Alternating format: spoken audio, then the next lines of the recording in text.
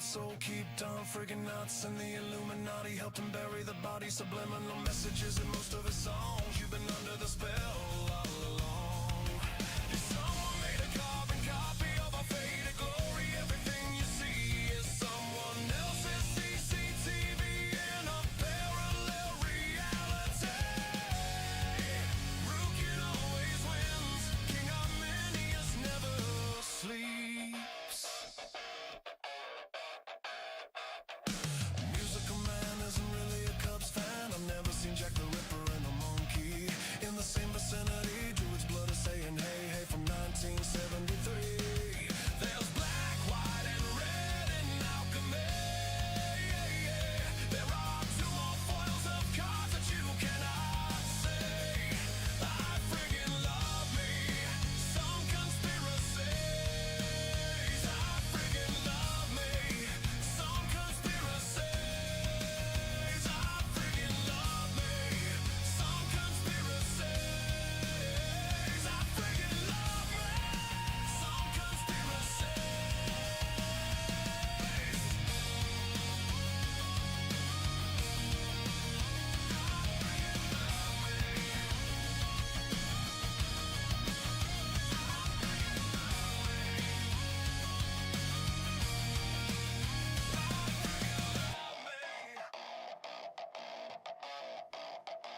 I friggin' love me some conspiracies.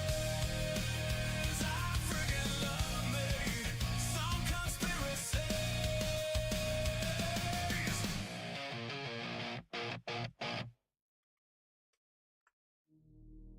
We are live. Here we are. I'm awake. We made it. What's going on, guys? Another Saturday morning SPL in the books. Here we go. Let's get it going. Let me just jump right into it. We got a full house again. I love it. Let me unmute everybody. There's one. There's two. We got our boy Dafiz. Per usual. My sidekick. My sidekick? My what is it? It's my sidekick? I don't know. Whatever. Kick on the side. My right hand man? I don't know. Wait, what just happened? Why is it on? Oh, I think so we got Dafiz, we got Gathering the Magic, and we got the land guy, the digital land guy in the chat as well. What's going on? Hope everybody's doing good. I know it's early. Early for Gathering, that is. Gathering, how you doing today, man? Good. How's everyone doing this morning? Hey, we got the land guy, and I've got a little bit of land news to talk about, something that I have done recently with land. Ooh, I like it. Perfect timing then. Well, I already told the guys earlier, but I did a land move. It was actually on stream, so I think most people know about it. But I sold 2 plots that I had sitting in 28 that I was like, I don't even think I'm gonna get them running. So I actually sold them to No Peace for You. He was like, "Oh, I'm in 28." I was like, "All right." So we made the deal right there on stream, and I got my plots running, man. It felt good. Doombot's in the house. Good morning. Good morning. Good to see you. All right, and then man, I've been loving it. Digital Land Guy's around. He's ready to jump on streams and talk. It's good to have you back talking about Splinterlands on everybody's stream, man. I don't know if you guys saw Joe or iBlast's video with the Land Guy yesterday. I think it was around 9 a.m. my time. It was a lot of fun seeing how we were just laughing about how Joe went from like kind of wanting to do land to like he's loving every bit of it and he's trying to buy a plot by the end of the stream. It was great. It was so funny to watch, man. And got Oh, sniped. that's awesome. You saw it? Say that again, sorry. He got sniped. Yeah, oh yeah, I got sniped. If you guys hadn't heard, he told me last night too. I talked to Joe because he was trying to buy cards last night, and he talked to me. I was like, he's got that fire now, man. He's got it inside of him. I forgot. He messaged me last night. I had a church event that I had to do, and then when I got home from that, on the way home, he's like, "Oh man, check your Discord. I got some questions for you." And he was buying cards, so I showed him like the easy way to go to Peak Monsters and stuff, and he oh, there he is. What's up? Hi Blast, what's going on, man?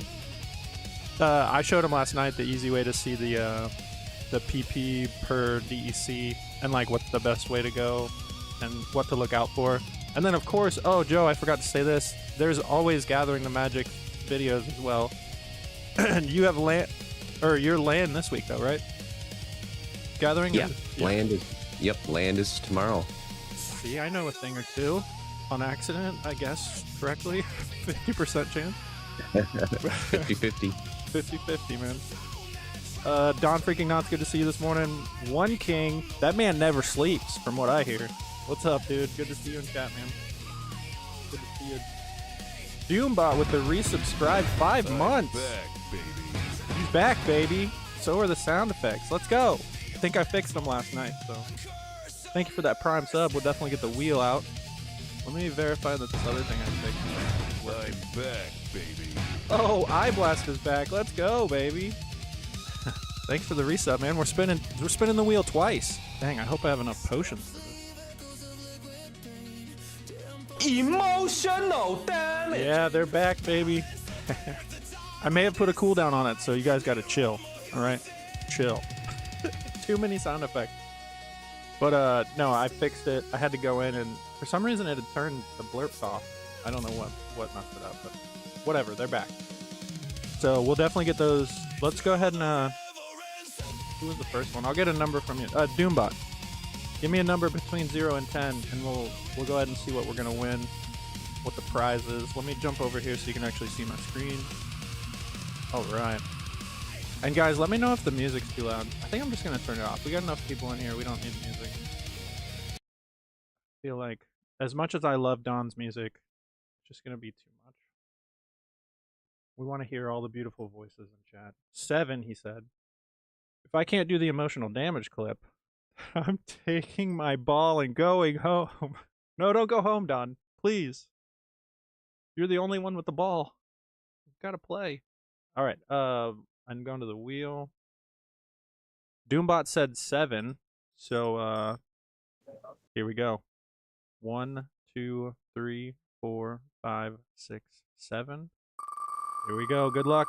Good luck, chat.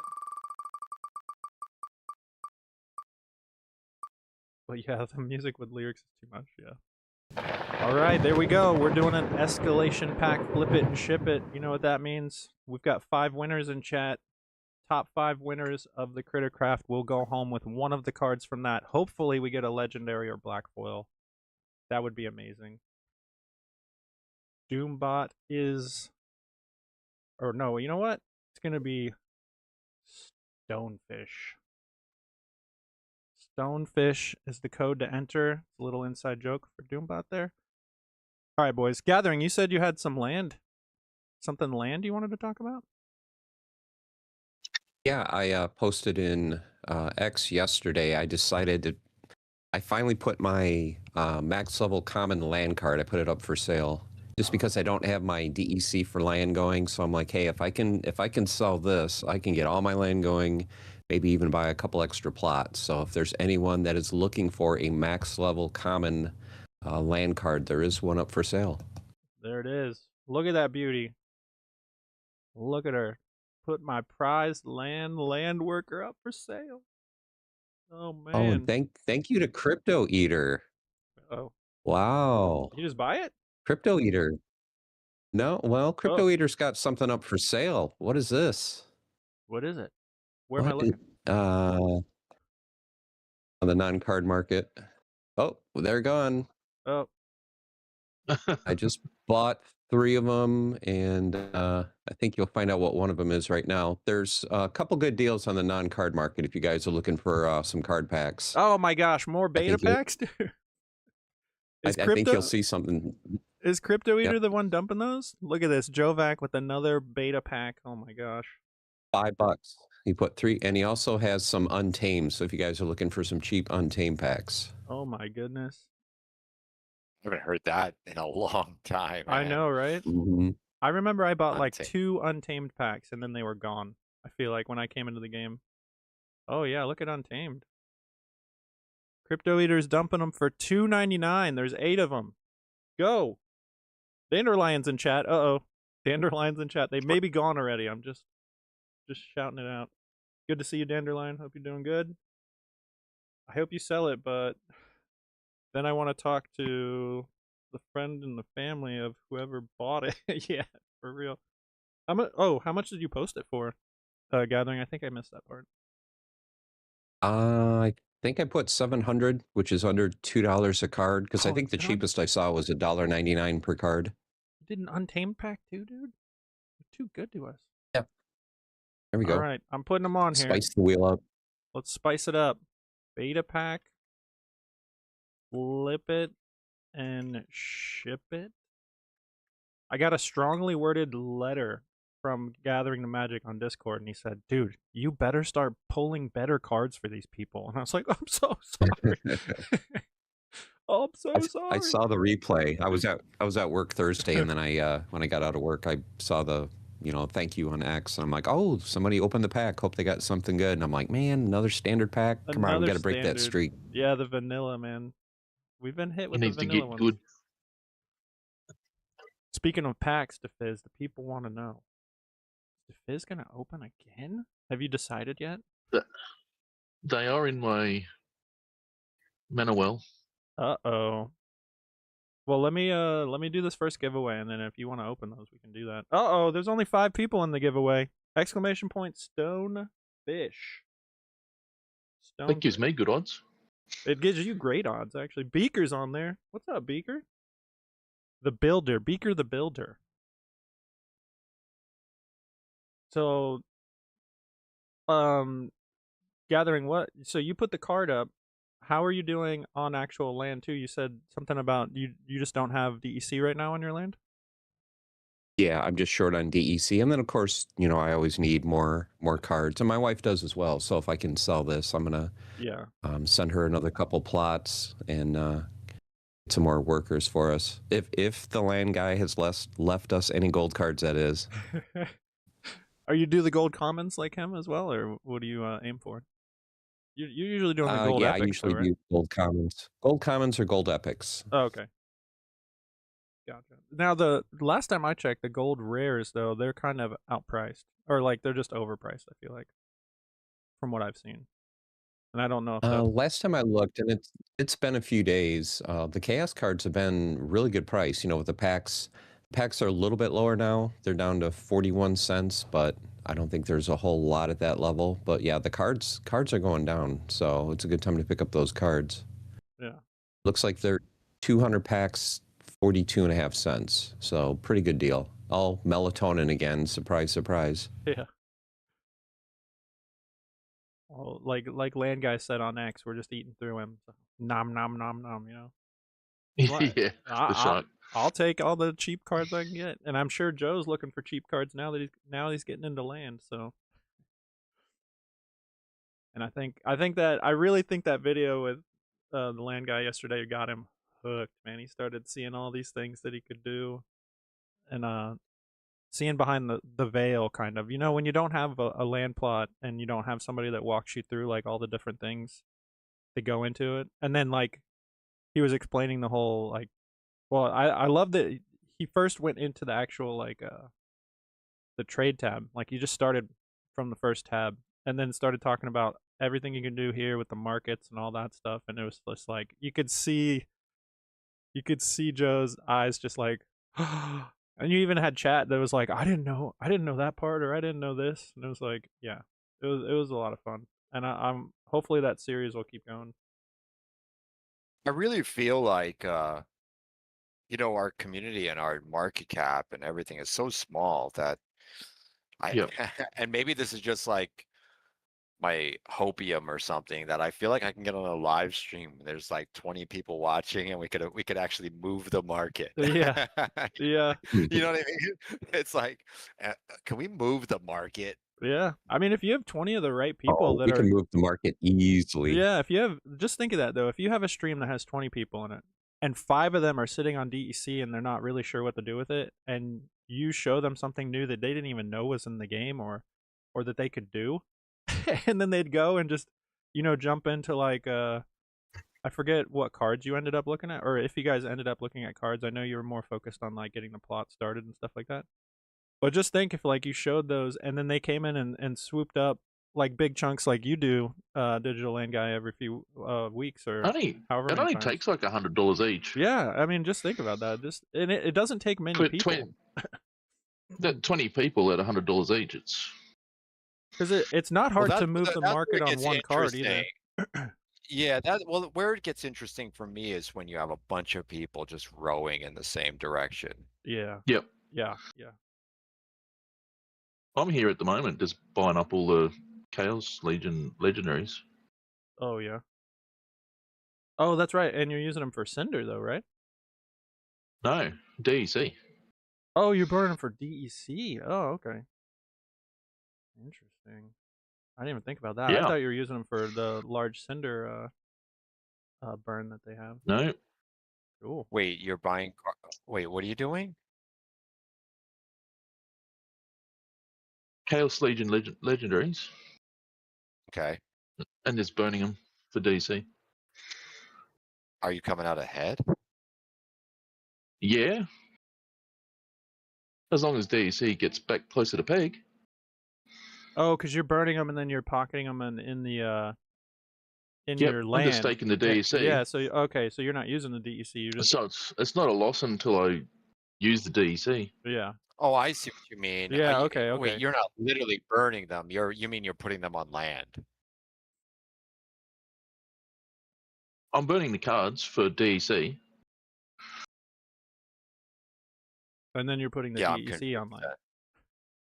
So pay $3.50. Yeah, $3.50. Or $3.80, whatever it is. Credits. I'm using dollars.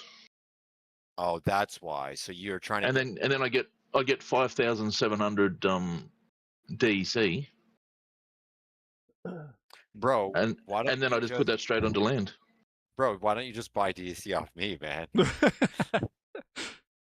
I mean, I'll sell you DEC, and then you won't get, because you're kind of losing there, right?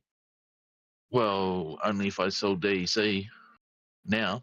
Yeah, he only loses. Okay, where are you from? Sells, right? Where are you from, bro? Just zelly me the money, bro. I'll sell you DEC. Well, that's the thing, though. Dafiz, he's just sitting on all this DEC. He was complaining about it the other day because, like.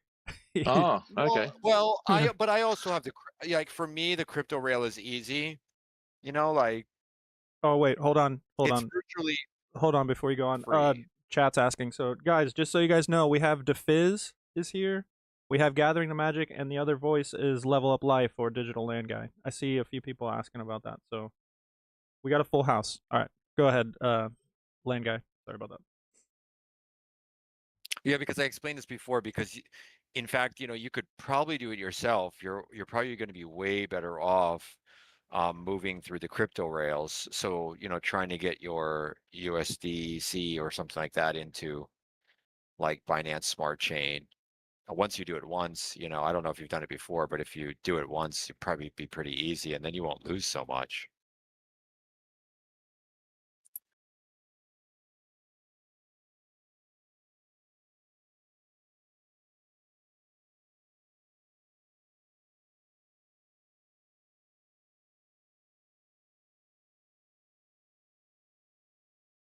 Hello? Yeah, that's a great time to pick up. I'm just looking at the Chaos Legendaries now. It's a great time to pick them up just to burn for Cinder. There's some 37, 38, 39 cents. Yeah, that's why I said that. I was wondering if that's what you were doing there, Dafiz, but to be honest, it's a good time for me to get some of these legendaries for my wild bot because I really want to get my SPS up, and if I could get up into Diamond, it's like my wild bot just touched Diamond 3 this last week, so it'd be nice to hit some of those SPS payouts for Diamond instead of top gold. But I gotta keep DEC in land. I'm not even gonna look at it. Stop tempting me. Stop it. All right, let's verify for that first giveaway. We got 10 people in here. Jump in there. Let me see. Speakers in there. Don freaking knots. Good job. So exclamation point Stonefish. I'm gonna run this one in about 30 seconds. And a big shout out to Doombot. Thank you so much, sir. Tide Pod Oreos is in the house. Speaker, what you working on, man? We love your stuff, man. Keep it going. I want to know from Dandelion too. What's your best card that you've pulled lately? And is Dandelion still ripping packs? I know that's a silly question, but I want to know. Blaze is in the house. What's going on, Blaze? Blaze has been so active lately, man. When are you sleeping now? Good to see you, brother. You better hope he doesn't jump into this giveaway too, because I've seen him win a few giveaways on the streams lately. Blaze is in here taking all your prizes, guys. Oh crap, this is a flip it and ship it. I gotta get my phone ready. Alright, here we go. We're not gonna wait for Blaze to jump in, we're just gonna go. It's too late. Walking the dog, cut down 1 hour of sleep per day. Okay. You cut down to 1 hour of sleep per day? Oof. No thank you, sir. I need at least 4. I'm down to 1 hour of sleep per hour. Yeah. That's what I desperately need. Alright guys, here we go. This is the first grubby. First one out gets an Arena Fanatic, and then the top 5 are gonna get one of the cards from. Oh wait a minute. Before I started, I gotta drop it into the mana well. What am I, new? Sorry guys. The only way to make it legit. And thanks again, Gathering, for the packs, dude. You're insane. I love it. Oh, no problem. I love it. Love giving cards away. It's fun, man. We gotta pull something big though. We gotta do it. One of these days we're gonna pull the black foil. Even a common gold foil is cool from beta, if anyone can get one of those. Oh yeah, from those packs for sure. Untamed too, to pull anything gold is just it's exciting. My brother, I remember when I got my brother into the game, he had bought, man, I don't know how many. He bought some untamed pack. Whoa. Midnight potions. Yikes, that was close. I forget how many packs he bought, but I remember he pulled in his packs, one of the first packs too of Untamed, he pulled a Coral Wraith gold foil, and it was $360 on the market at the time. And I was like, dude, you gotta sell it. He's like, nah. And then he ended up a few years later quitting the game and just gave me everything. I was like, dude, why did you sell it for $300 when you had the chance? Sorry, I forgot. Once I started talking about the card, I forgot where I was here. Let me grab this real quick. But yeah, I still have that Coral Wraith. It's only $19 now, but at one point. Oh, wait a minute. Gotta make sure I have the DEC. Of course I don't. Hold on. Yeah, you were talking earlier about, players coming in, just a handful and moving the market. I mean, not in a big way, but I've kind of done that a couple of times with just some random card buyouts where I think it was like about a month ago, I just went in and I bought all the foundation archons. Just I'm like 3 cents, 4 cents, and I didn't even spend maybe $30, and I Oh, bought yeah. like everything on the market. Yeah. That was a great video too. Oh yeah, people don't understand. Survival's coming. They're gonna need these things. Mhm. Plus with survival too, like it's not bad to have at least the magic summoner for sure. Like it doesn't hurt to have a few of those in your pocket. Like she's a little more mana expensive than you know the other ones from the older sets, but still pretty powerful as an archon. All right. Is there a way, do you guys know how many people are playing survival? Because I thought like the rare archons from Chaos Legion would disappear when survival went back up and running, and they're still like 10 cents and cheaper. Yeah, it seems like the legendaries from Chaos Legion though are holding really really well at their price for sure. All right, guys, it's active. Sorry. Go, go, go. Use your codes. Let me see what chat's saying here. I'll make my chat box thing bigger. There we go.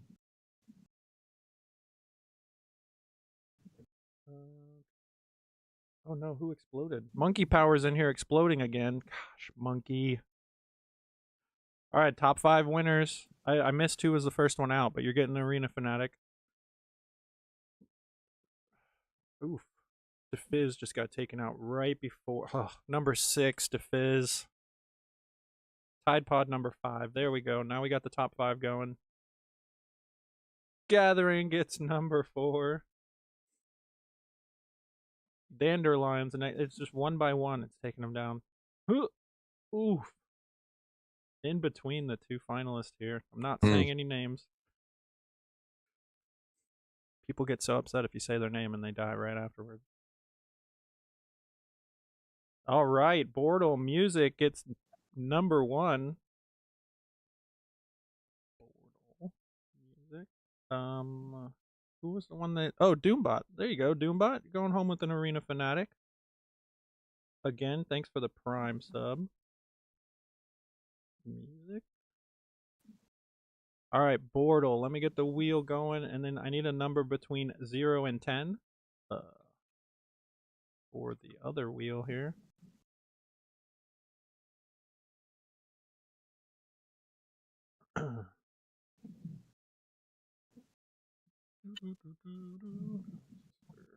The number wheel.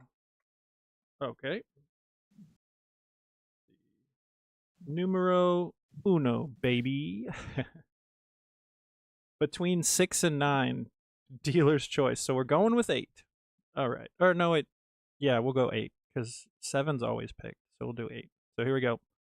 1, 2, 3, 4, 5, 6, 7, 8. Good luck, sir. Oh, I clicked off. Why did I click off? There we go. Number 5. Number 5 is going to Bortle Music, and it is Silver Shield Sentry. Triple S. Silver Shield Sentry.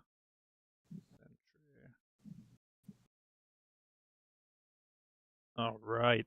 So that is the first card. Can we get a legendary card? King, you're the next one up. Need a number between... Well, you know the deal. You know the deal. What are we doing here?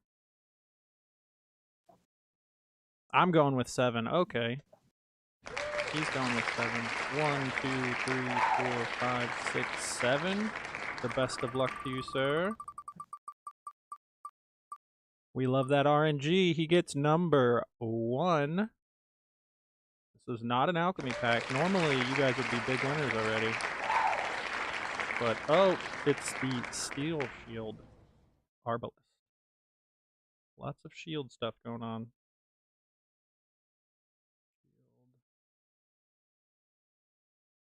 Arbalist. Okay. And then who do we have as number 3? Number 3 is Dandelion. Dandelion, I need a number between 0 and 10. Let me know.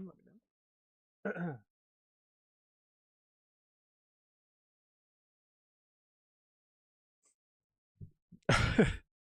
Thank you, OFG, RNGesus, Mom, Dad, all the haters. No problem, Bortle. That was awesome. All right, Dandelion says 2. That's a great number. That's my favorite number. 1 and 2. Here we go. What's up, Toxic Diamond? Good to see you, brother. Good to see you. Good to see you. So number 2, Dandelion. Ooh, the Phlegmos. Dander. Lion. Phlegmos.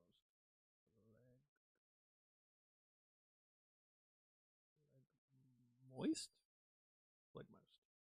Ooh, breakfast. I still have this down here, by the way. Ooh, a fruit salad? Thank you. Yummy, yummy. Thanks, babe. All right. The next card. The next card in the prices. Oh, Gathering, you're the next one.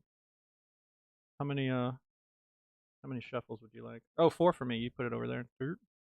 1, 2, 3, 4. I thought it wasn't gonna shuffle at all. Only 2. TM.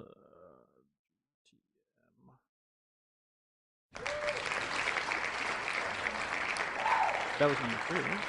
Yeah. Oh, he gets the rare card. It's the Hex Priest. Guys, to be honest, the prices aren't crazy on these cards to max out either. You can get a pretty good lower. I haven't looked at the upper level cards, but the commons and rares, they're actually like not too shabby price wise. But let's see, number 4 goes to Tide Pod Oreos. And it's, man, this was a vanilla pack and a half. My goodness. Sorry, boys. Things have not changed, as you can see. But, let's see, that was Tide Pod Oreos. It's funny how many of these names have been saved in my phone, and it just autocorrects to them. Like Tide Pod Oreos. That's how often you've won Tide Pod. So, all right, there we go. That's the first giveaway. Let's get back to the land stuff. So, or actually, Dafiz, did you want to do your thing, or after seeing that opening? I think I got the vanilla pack out of the way. So if you still wanted to open your pack, I could set that up. Yeah, I'm ready. No, you share your screen, and I'll set up the thingy. Just make sure to share the share the right screen. Don't give us all your secrets. Don't want to see the wrong one. Yeah. Ime's in the house. Thank goodness we got a mod in here. It's getting unruly before you got here, Ime.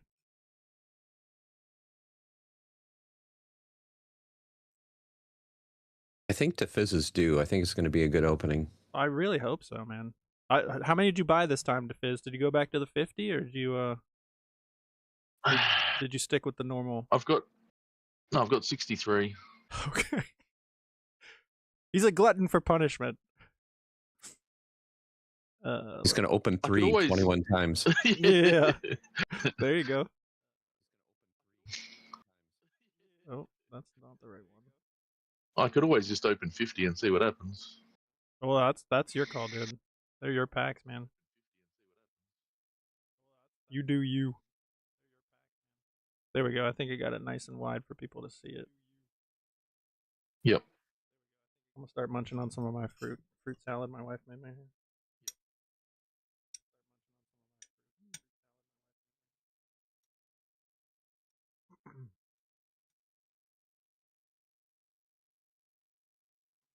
Going for it. Do it.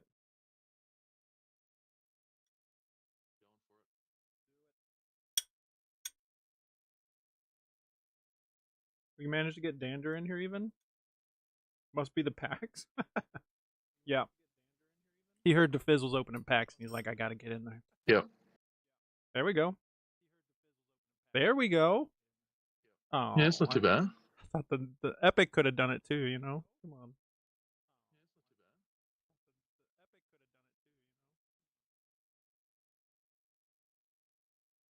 Ooh, I saw that. Yep. First shaky. Okay, it's an orc. Can't hate on that.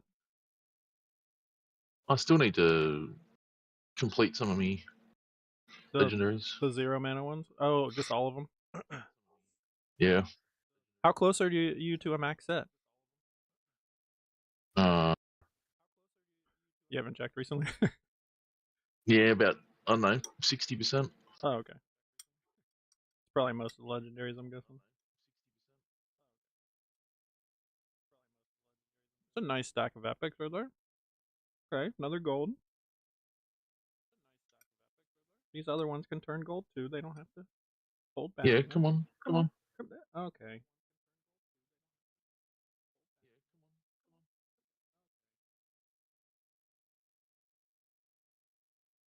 That's a nice one. I like that one.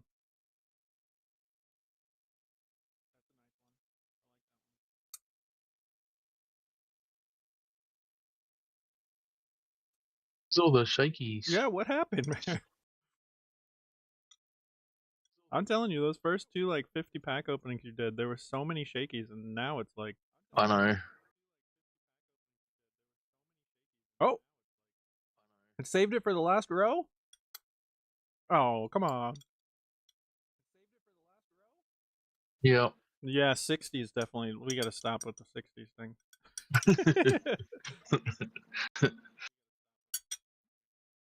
I don't know, man. It's just been like the worst luck with the 60s. But Yeah. some of those gold, like that gold foil rare, the Earthwork Sentinel, I like that one a lot. It looks so good. What was the best card in the pack that you got? Just those legendaries, I guess, right? There wasn't any gold epics. You got a Was lot it of gold epics. epic up top? No, it was gold rare. Yeah. Dang, guys. Dandelion. I hope your pack openings have been better than the last few that we've seen. I think you need to open 69 packs for good results. Oh, you were short on your pack. Is what one king is. That's where I was going wrong. That's where you're going wrong. This was like an Ime pack opening, you know what I mean? Like, oof. Oof. Yeah. But let me fix my screen real quick. GG's though. Still on the hunt. What is the card you really would like to see get a black foil of? Like, is there one of the cards from the set that you're like, dude, I want that one so bad? I wouldn't be against getting another worm. Oh, the blue worm? That's right. You got one of those, right? Yeah. Yeah. That is a nice looking card too. I wouldn't mind having a few of those. Dandelion said double or nothing. Keep going. He said his heart hurts too much. He can't do it. It's getting to like a. Oh, Ime said it was close to one of his openings, but we got too many legendaries. So no, it's not like one of his. Dude, Ime has been, guys. You need to send some luck or good vibes over to Ime because his pack openings have been rough. It's been pretty rough for him over there, and I feel bad now. I was trying to send him some bits the other day, but yeah, what was up? It's not with coming that? up in the I could see. It's still not coming up at the moment. Oh, really? I could see the bits on his Twitch, but I couldn't. Like, I didn't have money to buy them, so I would have to buy them to do it. So I couldn't even test it out. But I saw where you buy them, but I guess you guys were having a problem. Yeah. Like, maybe he. I'm having a problem sending them. Yeah, maybe he clicked off on the wrong thing or something. I don't know. Maybe they I said. can't do it on your stream either. Oh, really? Yeah. What was it? Trucker? I don't know. Maybe it's. I thought there's normally a button up here that to choose how much bits you want to send. Yeah, that is weird. I'll have to check on that. Maybe I have to okay something. I know that they changed payouts recently on Twitch. I mean, guys, listen to me. Please never, unless I do like a crazy sale, like if I can change the price, do not pay for a subscription on my channel, please. $7.99. I saw that there's $7.99 now on Twitch. Do not ever, like, just use your Prime subs on my channel. Please do not pay for a sub. Please, God, do not pay $7.99 for a sub to Twitch for 1 month. No, don't do it. Please. That's just so ridiculous. I saw that the other day and I'm like, good Lord, these people are crazy. That was insane. But I have a harvest to do. Do you guys have a set day that you guys harvest? And land guy, do you just do once a week? Like what do you guys do? You land players. I just do every day. I felt attacked. Yeah, I do every day. I felt attacked on or I think it was land guy said in one of them, well, you could just sit around and every hour just harvest. I'm like, okay. It's not like I've done that every day this week, so stop it. At work, I just constantly check it. So it was like almost every hour I was hitting the harvest button on some of my grain. But I felt attacked when he said that. Pickle, pickle, pickle, Oh, pickle, no. pickle, Monkey Power's in the house. pickle, What's up, Monkey? pickle, pickle, pickle, We do have one more giveaway. We'll do it in a little bit. I want to spread it out a little bit. Pickle, pickle, pickle, pickle, pickle. Sorry, guys. The pickle song's playing in my ear. Pickle, pickle, pickle, pickle, pickle, pickle. So distracting. Pickle, pickle, pickle, pickle, pickle, pickle, pickle, pickle, pickle. Don't tell me what to do, Portal Music. Don't tell me what to do. Don't do it. Pickle, pickle, pickle, pickle. The pickle song is so... Why do you keep playing it if it's so long? It is very long. Pickle, pickle. That's why I had to start turning it off, because you degens just kept hitting it. The cooldown didn't matter. You guys just kept hitting. So. Come on, you like having pickles in your ear? Okay, dude. I told you that. I told you that in confidence that you wouldn't say anything, and then come on, dude, bro. All right, so you guys, you said you pretty much every day. That's crazy. Well, I guess you have to, right? You just have so much that you could. Wait, I already harvested. Oh yeah, I took the EC off that harvested. I'm just still on the building up phase. I feel once I get past this phase, I'll probably check it a little less than I do right now. But because I'm on the building up phase, I'm just trying to get stuff moving along.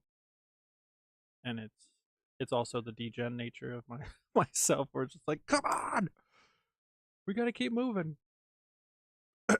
So what is everyone's plans for when buildings go live? Like right now, how are you preparing? Are you saving up resources at all? Is there a certain resource you think we're going to need more than another?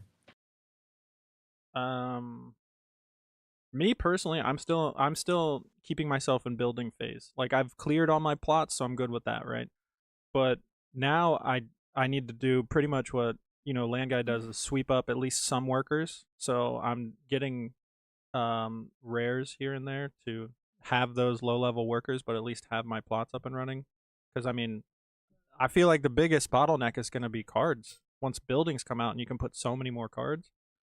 But yeah, I guess I have to start saving some of my resources at least, especially wood right now. But And here's the next question. Out of all your plots, and this goes to everyone in the chat, everyone listening, as far as your plots go, how many of your plots are you going to switch from work sites to buildings? And how is that going to affect if you are self-sufficient or not? I think the renting could be interesting. Mhm. I'm really attracted to the passive income, you know, when I think there's a way to make passive income, but also maybe there's some opportunity in there where maybe having Filipino managers or someone, maybe there's an opportunity there, like where buildings could be like a business, and or buildings could be like commercial space, but a business owner could rent it from you and operate the business. You know what I mean? Although I don't know, is it just going to end up being like that one-click stuff, you know? But I'm interested in renting. I'll be looking out for the rental.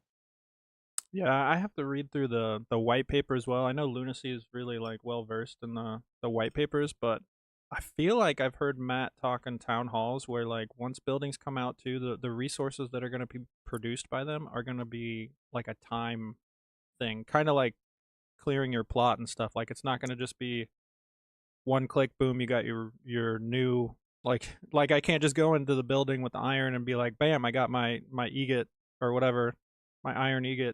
I've got to wait a certain amount of time before it's actually produced. So it'll be interesting to like I guess niche down and figure out, is it better for me, like you said, to rent it out, or would it be more profitable for me to put my cards on there and do it myself? It'll be interesting how many more moves we can make, I feel like, with land. Well, from what you just said about, and I agree, where Matt was saying like, okay, you go to harvest something and it instead of it being instantaneous, it takes a certain amount of time. I think that's a great thing to load up on time crystals ahead of time. That way you can get your resources right away. You won't have that waiting period. Yeah. And again, that's a huge cinder. That could be a huge cinder burn if people are trying to smash through things with time crystals, or start crafting I've them. got a feeling the lamb plots. I'm wondering if how hard it's going to be to have the scarcity of the lamb plots kick in. I think about that with SPS too, right? Because the only two real main things that we have with significant things with scarcity is SPS token or a hard cap supply. Feels like SPS lamb plots, and I'm wondering if we're going to see that scarcity, that hard cap supply lamb plots kick in at some point where right now I don't think anybody really worries about plots. They're like, yeah, if I need to buy one, they're $10, if I really need one. Yeah. And most people don't really need one. But what happens if you kind of like need more, or you kind of want more, or a lot of them are being used now or held in accounts that aren't for sale, and what if we get some scarcity really kicks in to where that has to be taken out of the strategy, right? Because maybe going over to the market and buying a common plot now is like $50 or $60. And then it becomes about, because right now I think about, man, I just like to buy more plots. I just feel like they're ridiculously cheap. We were talking about this earlier, right? Yeah.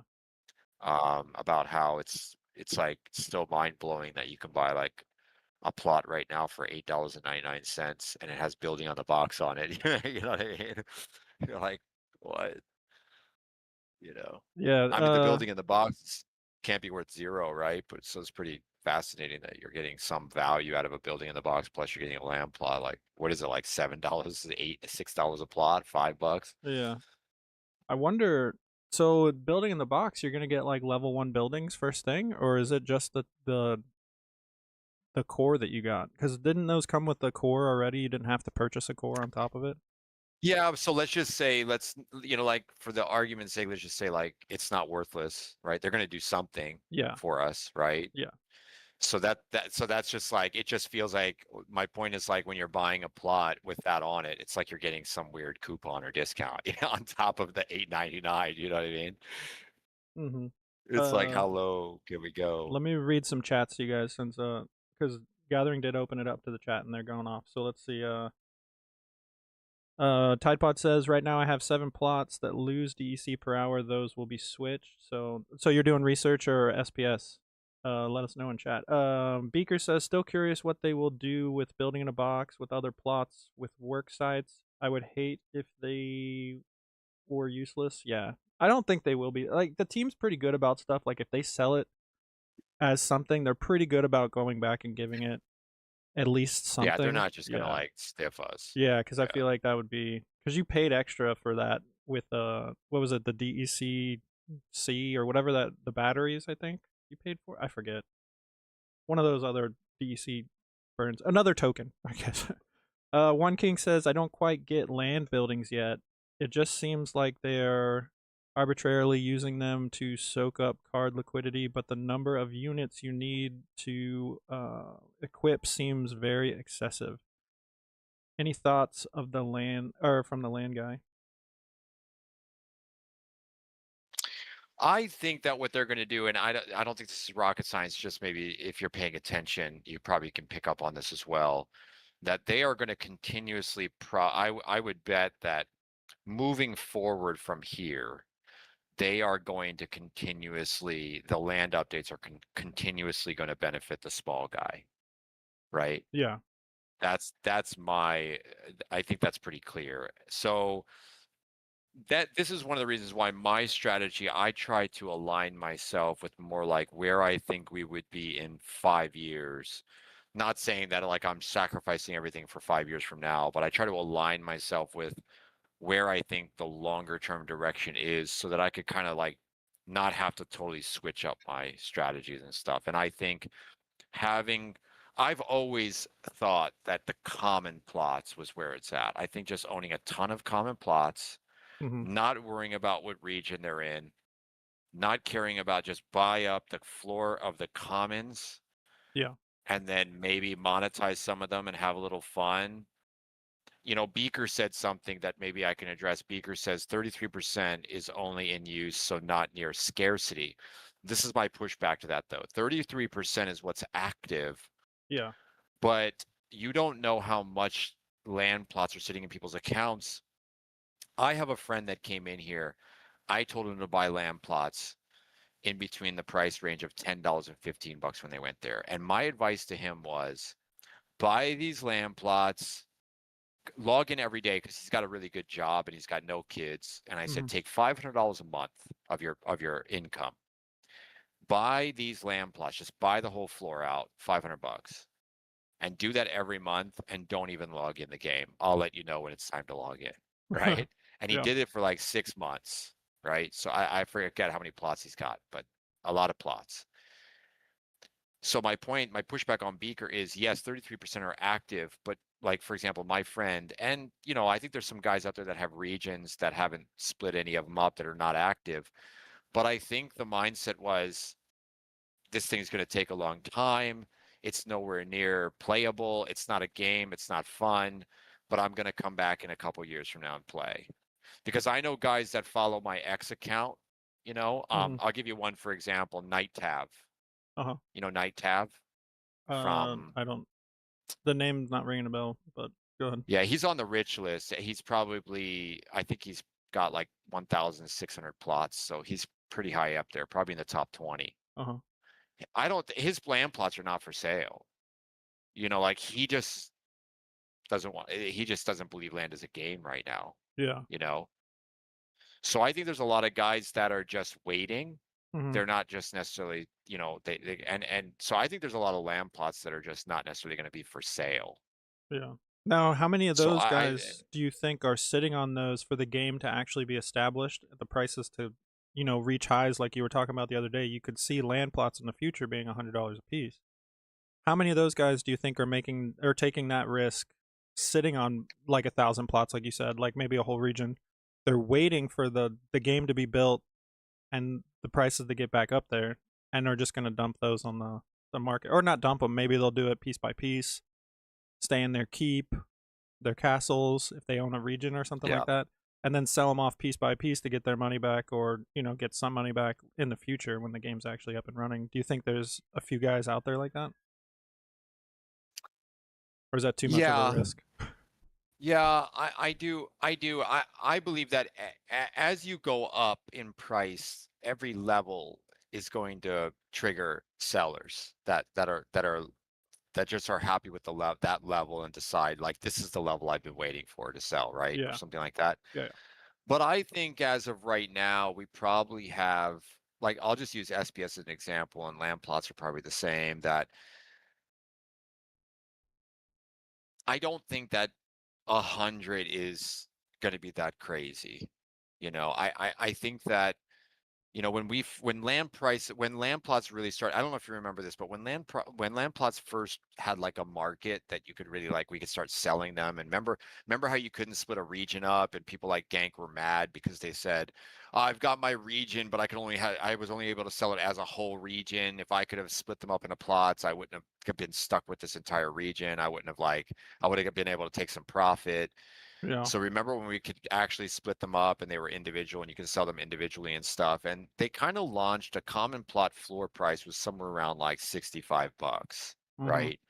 So Yeah. I think that there's a lot of guys that are holding, like, let's say Night Tab and these OGs are holding it and they're just like, I've already seen 65 and didn't want to sell it. Like, why Oh, would I yeah. have waited 3 years sitting on these plots and then just go back and take 65 now, Mhm. right? Because a Yeah. lot of people, when they hold something, when they wait for a long time, they feel like they're entitled to, you know what I mean? Like Yeah. more. I Yeah. waited. You know what I Mhm. mean? Yeah. So I think that when I say 100, I think 100 could happen even if there are a couple big people that would like to sell out. I think 100 is still a price where they're like, yeah, I'll sell some at 100, but like that's not super exciting. You know what I mean? Yeah. So I think we can get at least backed up to like 60 or over 50 floor and stuff. I mean, look how fast. Well, I'll give you an example. I mean, look how fast grain plots pumped. Yeah, they did You pump, know, yeah. and I wouldn't be surprised if you know, I wouldn't be surprised if in some regions people want to pay even, you know, if they were like around 25 bucks, I wouldn't be surprised if people want to pay $35 if it's in their right region that they want it Yeah, in, you know? there was a bit like I think I sold one a grain plot and it was a common with like I think maybe just building in a box, I forget. But someone bought it for almost $30 and I'm like, well, the rare grains are selling for 30 bucks. But it was just because of the region it was in. He needed it in that region because he had a stronghold in that region. So I understand why he was willing to pay a premium just to get it in there. You know, deduct your fees because you're not having to transfer so much. So I do understand that. But then there's also the play that you said, what if you had a common plot, you know, mixed around in different regions just for buildings, and you know, then you could rent it out as storage or whatever we may get in the future. So there was somebody I wanted to read something out here. I think more gameplay is the underlying value on a plot, right? So every time Cryptomancer spends a day coding in a little bit better more. Now it doesn't get priced in every day, right? So it's kind of like we get nothing priced in, Cryptomancer doesn't upgrade, and then people think it's worth more, right? But like the underlying value on plots is going to be the development, which is happening on a daily basis. You know, like we are moving forward in that case, but it probably is all going to get priced in at once. You know, Mm-hmm. like it's like we'll be at $9, $9, then you know buildings come as sentiment shifts a little bit, and then all of a sudden we're at 60. You know what I Yeah. mean? Yeah. It's probably going to be something like that. Well, You if can you kind of see this. You can kind of see this in different assets in the game where you'll see like let's just say like totems for example, right? It's mm-hmm. like totems are scarce, right? But then they're kind of limited by their utility, Yeah. right? So you can see how their price kind of gets stuck. Like it doesn't just go to the moon because there's not a lot of them. Like, oh man, there's like, you know, there's 100,000 land plots and there's only like 20,000 totems. That means totems going to go to the moon, Yeah. right? Because there's not enough, and they're so scarce, but they don't. Yeah. It's kind of like they get stuck at their utility, and so maybe that's part of what land. It's just like it will jump to its utility value and then it gets stuck and we wait for the next update for it to become more valuable, if you will, and then it Mm-hmm. jumps again. It's kind of like a utility thing, you know, like that's why I think, yeah, the underlying value on this stuff is going to be the development and stuff. And I think land plots capture the development the best. Yeah. You know, land plots are like your ticket to your land plots are like your ticket to the concert. You know what I mean? Yeah. It's like your seat, you know, in the arena, right? There's Yeah. only so many seats and you need a land plot and you get a seat, you know? Well, and that's kind of Joe's experience, right? Like, yeah, he's looking at building a game for like the land, so he needed to get to look into it. But he said in the stream yesterday with you, he was kind of like on the outside, listening and not seeing what was going on. So now he's into it, and now he's seeing all these different things that land guys have been talking about, but he's just been hearing whispers about. So, like you said, now he's got a ticket to the show, and he's on the ride, and he's seeing all the cool things slowly being Yeah. developed. But uh Gathering, did you say, or Gathering and Dafiz, did you guys say what's your plan? Like, Dafiz, what's your land plan? I don't think I've ever heard you talk about your land plan. Yeah, it's sort of like yours at the moment. Just trying to clear more and get them fully operational You just turn at the them on. moment. Yeah. Yeah, Oh, I mean, I've only before got a gathering. couple left to turn on. Oh, you got a couple. Oh, that's right. Didn't you buy some recently? Yeah, You bought a chunk of so them. they're about the only ones left I got. It was like right when you were about to get all of them maxed out, like I think all of them up and Yep. running. You're like, oh, I just bought like 8 more. Oops. You were so close. I know. By the way, Blaze, if you're still in chat, you sent me all these beavers.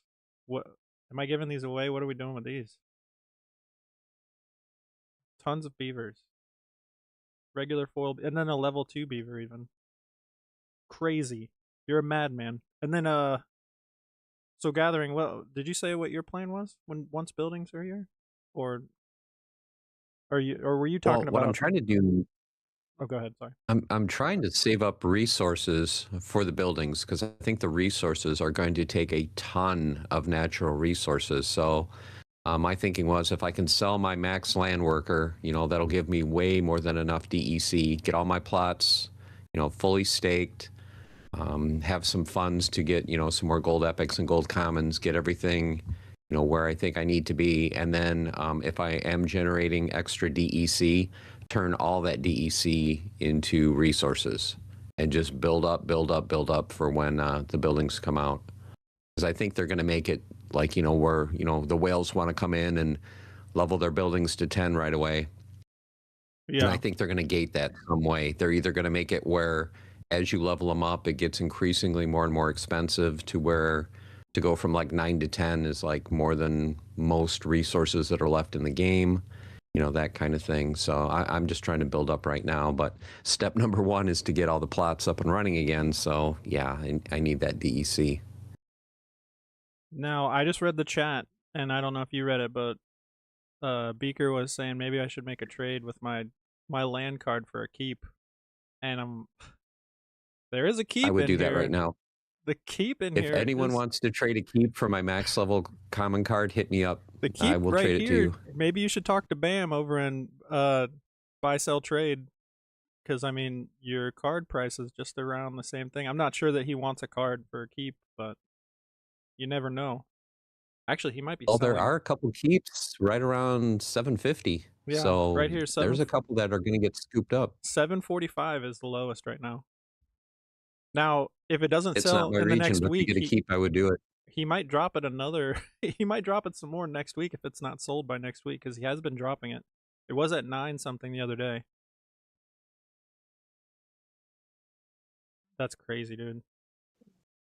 That's half the price of the keep that I got. Yeah, those prices are I mean, if you're playing if you're thinking short term, then you're just like, I'll take 750. But if you're really thinking long term, I mean, keeps are probably going to be pretty cool, Yeah. Like once all of these unique resources and, once the white paper is more in play where, like the keeps actually give you that rare stuff and the liquidity pool gives you the elixirs and once all this stuff actually gives you that rare thing where it's like you need that to get that, I think that's when it's going to get interesting. Yeah. When someone goes to make something and they're like, oh, I need blue stones, and then you're like, oh, only keeps make blue stones and I don't have a keep, and then you're just like, you're forced to buy it off of the keep owners, Yeah.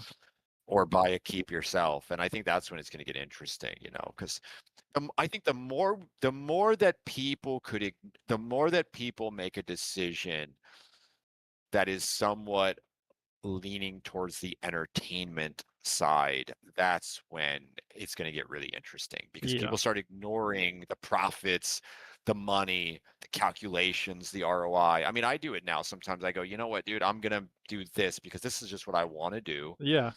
It's not the best decision for me. Like, I sit there going, okay, what is the most financially responsible thing? You're making your own side quests, man. That's what I'm doing with my Death Splinter thing. I made my own side quest that it's like you said, why are you doing that? And it's like, I just want to. I don't know. Like there's nothing behind it. I want to do it. That's when it. Yeah, I think you're right. That's when it's gonna really be interesting to see people like. Because that's when the guy that is doing calculations can make money easily, right? Because Yeah. he's going, some guys like, I need blue stones. He's not doing a calculation like, is it a good time to buy blue stone? Let me look at the chart. Oh, I think it'll be better next month. He's just like, I need it. I want to craft this card. I want to craft this potion. And he Yeah. just buys it, and he's Yeah. not thinking like, is it priced too high? It's like, it's 50 cents and the dude who made it makes like, 20-cent profit, or something like that Yeah. on the trade. Now, Yeah, King we need more of that. King makes a good point by saying, but are these keeps are those keeps actually in good regions? Now, here's the thing, King. Like Land Guy was just saying, they're a great price right now. You could pick them up, and then you'll have those benefits in the future. You're not going to have instant return on all your keeps, because like when I bought my keep, my tract wasn't up and running. Like it wasn't pumping. There was like 3 or 4 plots within it that were going, and they were only checking it once a week. So I got really nervous because like the first 2 weeks, I think I had 0, no captures of anything, but then it started pumping. So it really depends on, like, are you going to jump into the keep first thing and you want like you need resources, or are you just going to buy it because it's at a good price and sit on it? So it really depends on what Because your play I is. don't think look, if I'm giving advice to my brother, right? I'm Yeah. like, hey bro, come play this game. Like honestly, if I'm giving advice, this might sound a little bit crazy. I mean, I'm just being honest. I'd be like, I would give him the advice I gave my other friend. Bro, come in here every month, swoop a bunch of plots. You have your ticket to the concert. It's just that we don't know when the concert's going to get exciting, right? But you're in, you got your ticket, you don't have to worry about it. Because like, where are land plots going from here, dude? Like, Yeah. what are they? $8.99. I mean, come on, dude. Where are they going from here? Yeah. And like we said, So $8.99, and this one has building in the box, and it's already been cleared too. Like that, this right here I think is that's a the deal. play. Look, I That's don't. a play That's right there. probably the least exciting thing in this whole game, Mhm. right? It's like buy a plot and then sit on it. Yeah. Because I think that everything else aside from buying a plot and sitting on it is just you doing entertainment at this point in the game. Yeah. Right? If you want to activate and buy cards and put cards on there and farm stuff, it's probably all entertainment at this point. Yeah. But this is just my opinion. Like, I don't farm any aura, and I ain't worried. Yeah. And I think I'll be able to do as many buildings and whatever I want. Now, if people are thinking there's going to be a rush in the beginning, like, oh, in the beginning it's going to be a rush, I'm going to flip some stuff, and take advantage of that. I mean, that's different, right? You're just to take advantage of a short-term opportunity, but I don't think it's going to matter. I guess that opens up a question for gathering the magic then. If you're hoarding resources right now, are you not using the LPs at all? Like, do you not want to get residual like fees right now while you're hoard? Like, you're not going to use it for anything, so would you not want to get that first boost?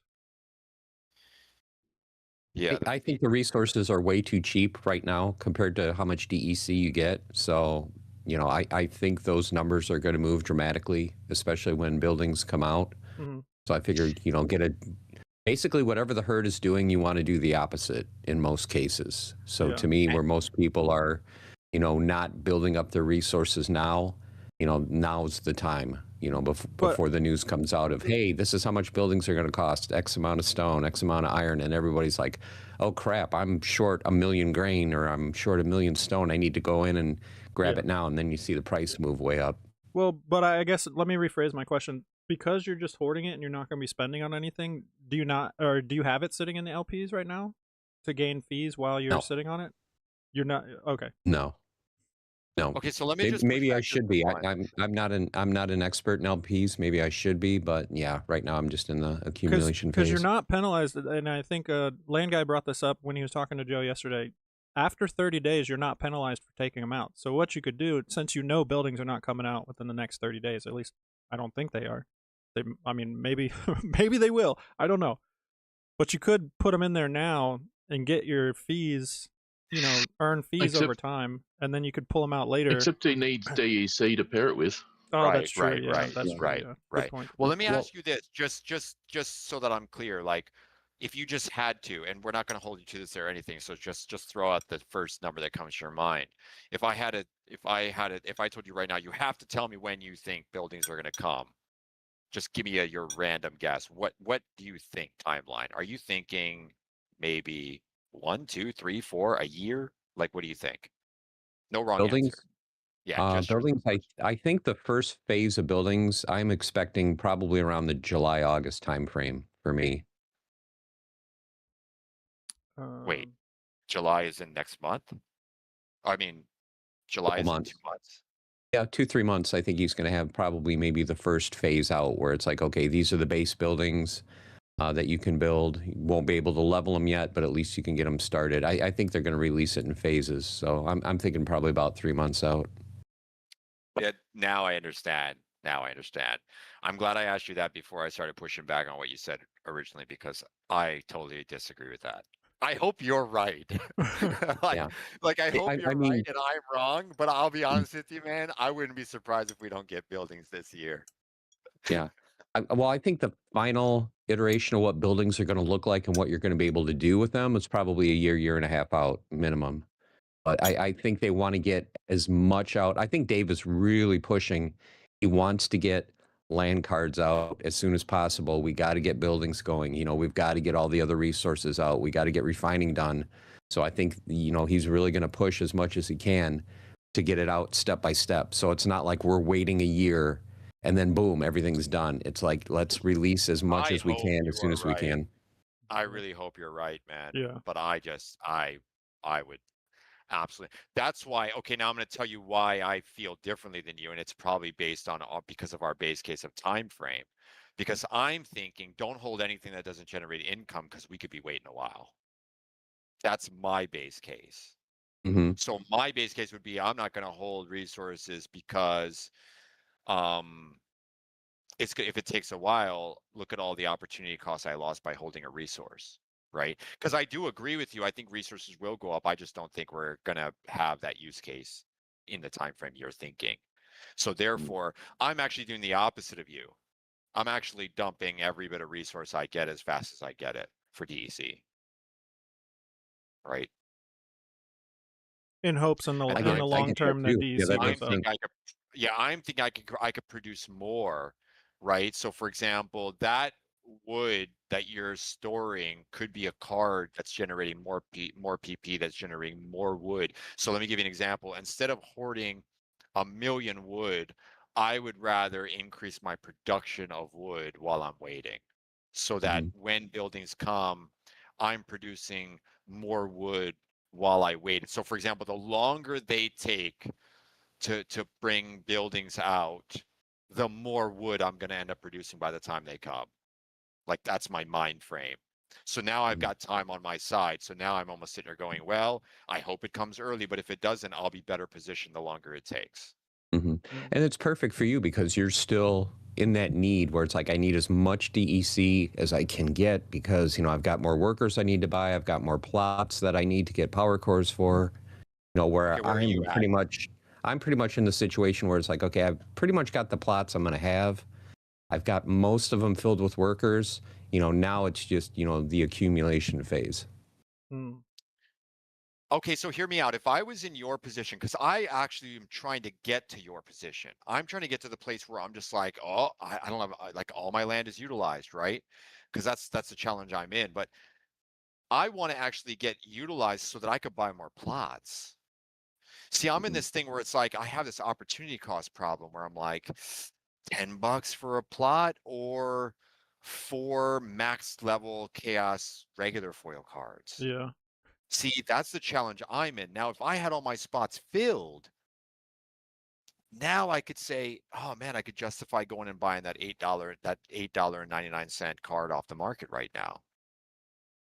Now, would you know? go for more plots or would you go for I think higher the level plots, production on the plots you already have and say, I'm okay, going I'm to going to tell go you from something. regular gold or regular foil I hear you. commons to gold foil and just bump I it up? hear you, and I'm gonna tell you something, and I could be wrong, but man, I'm telling you, because I'm a real estate developer in real life, right? And I just see, I'm not, it's not like I'm being blinded by that, but one of the biggest mistakes I see people make in the Philippines when they're building something is they go up stories on cheap land. right?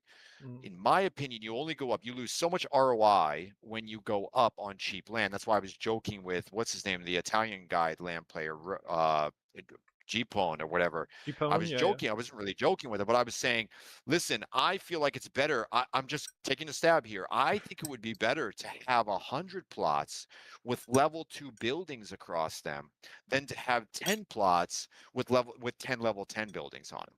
Just taking a guess, but I feel like that's going to be the optimal way to go. Mm. That's just my kind of my gut feeling, and I'm never going to regret having more plots.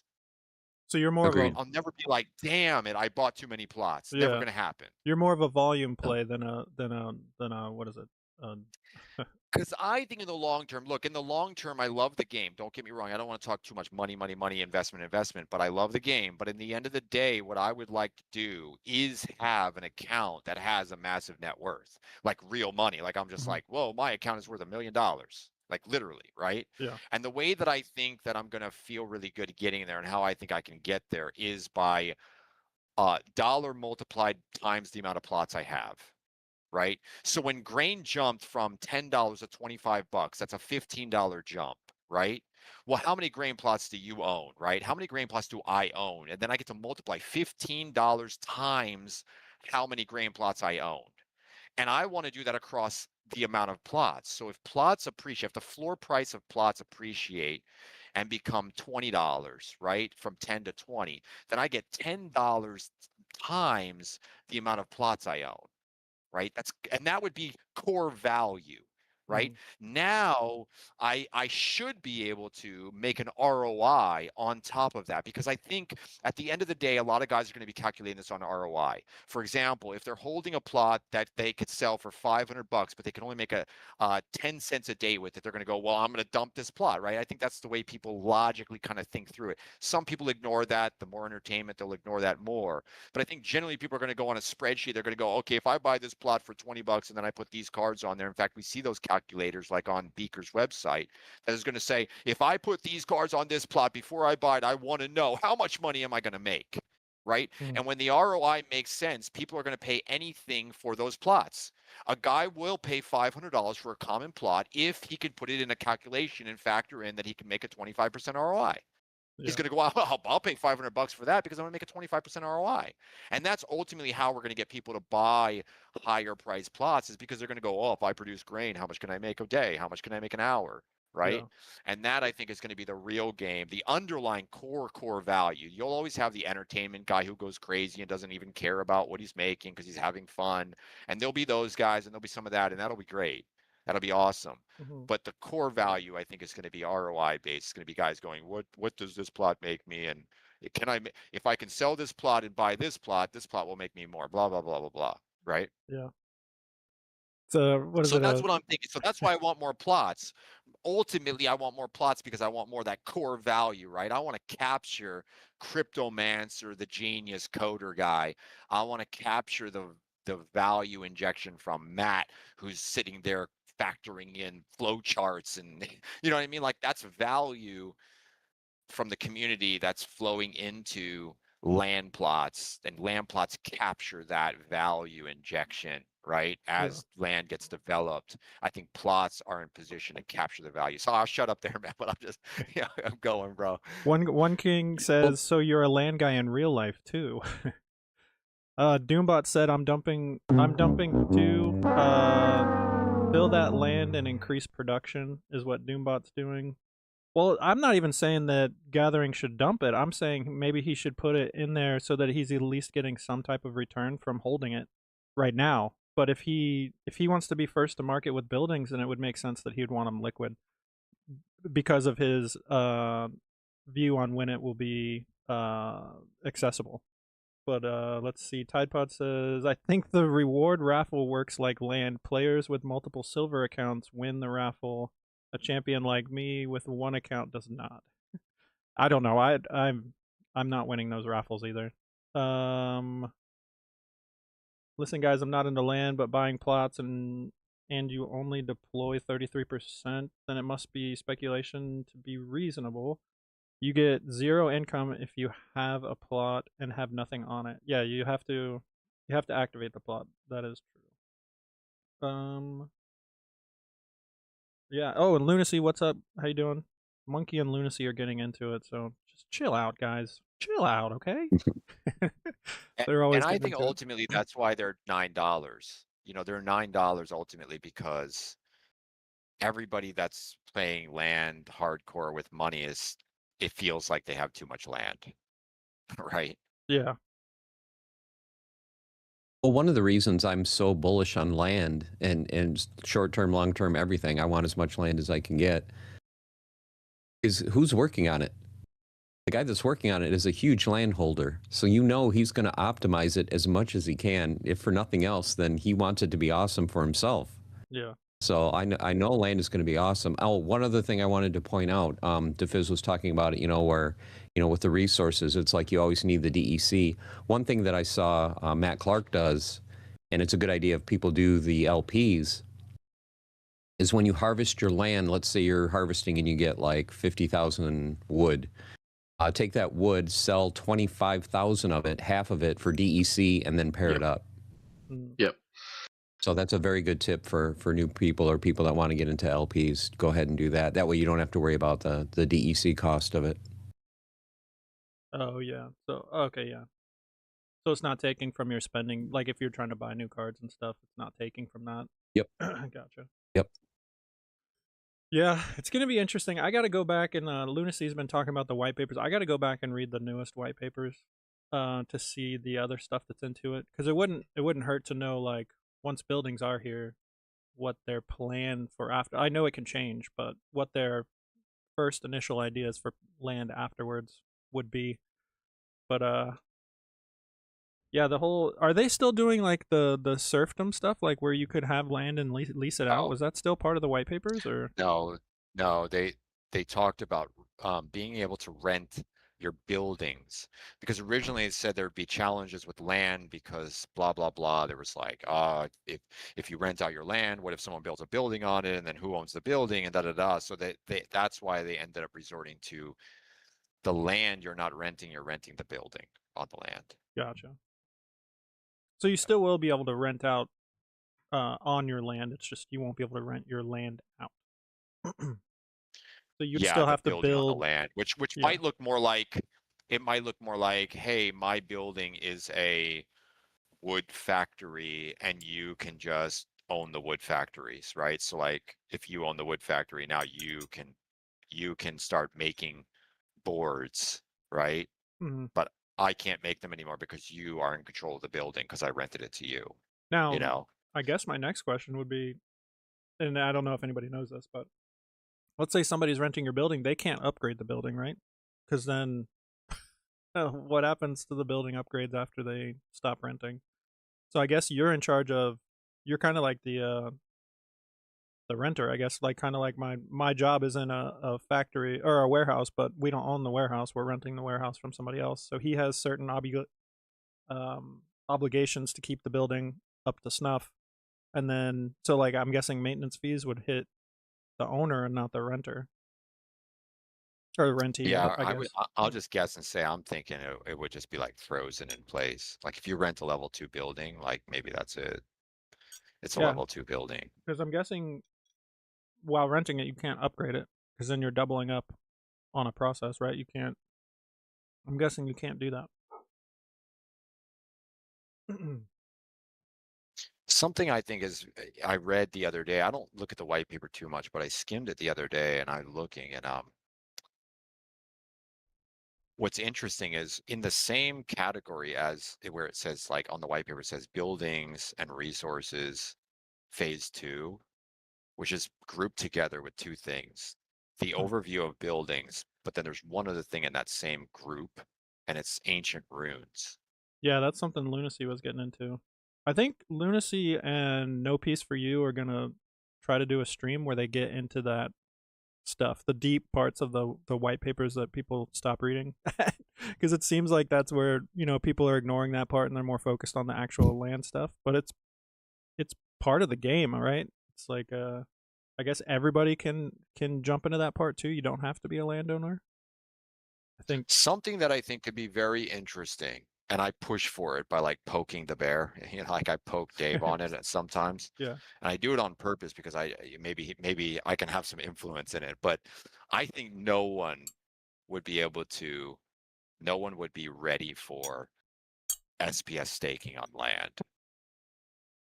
Because Oh, yeah. for anyone that's renting, I mean, I'm just going to throw it out there, not financial advice, but it's like SPS is cheap. It could become cheaper, right? You could play that game, but it's like if I was a player of this game who wanted to be here long term, not a land player, but just a player of the ranked game, I may be trying to accumulate SPS now because if they do come out with more utility for SPS on land, that could pull a lot of the SPS away from that rental market where people are renting their SPS. And that's what the Ancient Runes project is. So I haven't heard any rumors of anything, but it is kind of bracketed there with buildings. And I'm wondering if they come out with the Ancient Runes and you can stake your SPS on land, that would pull how much SPS would that pull from the rental market? Because I can tell you I'll pull everything. I would pull all of my SPS. Yeah, I I'm wondering definitely if we're wouldn't be going to ready. incorporate a SPS burn with land, where there's something to do with land where you have to burn a certain amount of SPS. Yeah. Well, have you read it before? I mean, I could read it real quick if you want me to, OFG. It's only 2 paragraphs. Yeah, go ahead. Well, actually, let me start this while you do that. Guys, I started the next giveaway. It's !Joe Land Guy. Joe Land Guy for iBlast for his Prime sub. And then iBlast, I need a number between 0 and 10. And there was one thing I wanted to read before you. There was a question in here that I thought. Oh, Doombot wanted to mention that it's more, I guess it's more of an order book, and people will order what your factory provides. So they rent the use of your factory, I guess, is what he's saying, is the idea behind that. I don't know. But go ahead, or here, let me do the wheel thing real quick, and then you read that. Let's see. Yeah, Simon, I totally agree. Simon 777 says staked SPS on land could save the game. Man, I totally agree with that. Because if the rental market APR jumps up, like what's going to happen? I don't know. You guys tell me. Do people quit if they can't? Like if renting SPS was very expensive, do people rent it anyways? What do you guys think as players? I don't know. Now, would you say when you do that, you match it? You would match, like, so I would have to have 50,000 SPS to get one plot max running? Or like, what would you say, like 5,000 SPS? No, here it. Okay, I'll read it. I'll read it, right? So as mentioned above, worker cards on the Ancient Runes reconstruction project are planned to be powered by players, delegating staked SPS to the project in each territory. Any player, whether or not they own any land in the territory, will be able to delegate their staked SPS to the Ancient Runes reconstruction project in that territory and earn the requisite rewards. The amount of production contributed by the worker cards on the project in each territory will receive a multiplier based on the amount of staked SPS delegated to the project in that territory. The formula is planned to be similar to the one used currently for rewards points for ranked battles, where more staked SPS delegated will always increase the multiplier, but will diminish returns. So it sounds to me like they're going to use that same multiplier that they use for ranked battles, where like, if you're in champion, 1 million is optimal, but if you go over 1 million, you start having like diminishing percentage returns. So something like that. So it almost makes sense to rent out that extra or do something else with it. That's awesome. I can't wait for that part. Hopefully that comes out around the same time as building. It doesn't sound like it, maybe, and this is maybe just my hopium, that it doesn't seem like it might not be that expensive. Like it's not like land buildings, that's going to take months. It looks like something that they can kind of like code and get done. Like maybe we could even be surprised. Maybe it comes before buildings, That'd be insane. It could be. Yeah, That'd be insane. Now, no one's ready for maybe that. I missed it. No one's ready for that. Would you agree? No. Yeah, no and that's what we need. We need more use cases for SPS because part of the reason the price is so low is like, well, what do you do with it? Yeah. Agree. I mean, the only time you And look need at it me as a is if land for guy. rank. I'm a Yeah. land-only player. What do I do with it? Yeah. Yeah, exactly. So this is huge. This is Oh. huge. And my question would be, is there a minimum requirement and is there a maximum? Well, that's Because that. right now, even with 3 billion tokens, you can't stake more than 20,000 per plot because there's only 150,000 plots. So are they going Yeah. to cap it, or are they just going to say whatever you guys want to put on it, you can? The more you stake, of course, the more rewards. So I wonder let's if there's see. gonna But be yeah, a- I think that's key. I wonder if there's going to be a limitation per person, like maybe per person. Because like think about it, like Vuctus and Tofu in their regions, they could just max it out. I'm sure almost max it out just with their holding. So I wonder if they're actually going to have a limitation per region per person as well, so that it spreads it out more. Or just To make all it the make players. it like guild buildings where like, like the first ones are cool and fun, but then like if you're gonna be like Vuctus and it's gonna, like it's just gonna get super hard, Yeah. like to go from 1 to level 5 might be easy, but then to go from like 5, from 9 to 10 could take like 6 months, you know what I mean? Yeah. For Vuctus. I definitely think that, and we also need a few more burns for DEC that are more active all the time. What do you guys think? I thought of this randomly the other day, and this is for some of you guys that play Modern and chat. But what do you think of somebody coming in and they're willing to pay like kind of like like the Wild Pass, but you're willing to pay for like a 15% boost in Glint for the season, like 1,000 DEC every season? Like, would that be something that you guys would want? Because me personally, I don't want to burn SPS because I want to build my SPS bag right now. So I have a wild bot going, but I'm sure there's some of you guys, or maybe some guys like me, that would love to be able to burn my SPS to double my glint. But what if I could go in and pay like X amount of DEC for a boost throughout the season of glint? Yes, I want more glint. So you guys would be willing to pay 1,000 DEC or something like that for like a 10-15% boost in glint payout? So I thought about that the other day. You could even call it like a battle pass, like or battle bonus. Like, oh, I got to get my battle bonus as well, and it would just be another bonus on top of the other bonuses you can get from, having title and other stuff like that. I'm just wondering how much DEC it could possibly burn. Yes, I'd be on board for, because think about it. At Peg, it would be $1 at Peg, but right now we know we're at half of Peg, or maybe a little bit less than half of Peg. I haven't looked at it recently. So you'd only be paying 50 cents for a boost for 2 weeks. I feel like that's something we should look into. Plus, it seems like it's already there with the Wild Pass. It should be something that wouldn't be hard to program, but it could be another DEC sync. Let me do this real quick before we get back into it. Sorry, I didn't mean to change the subject completely, but that was just something that randomly popped in my head, and I was like, I gotta spit this out before I forget again.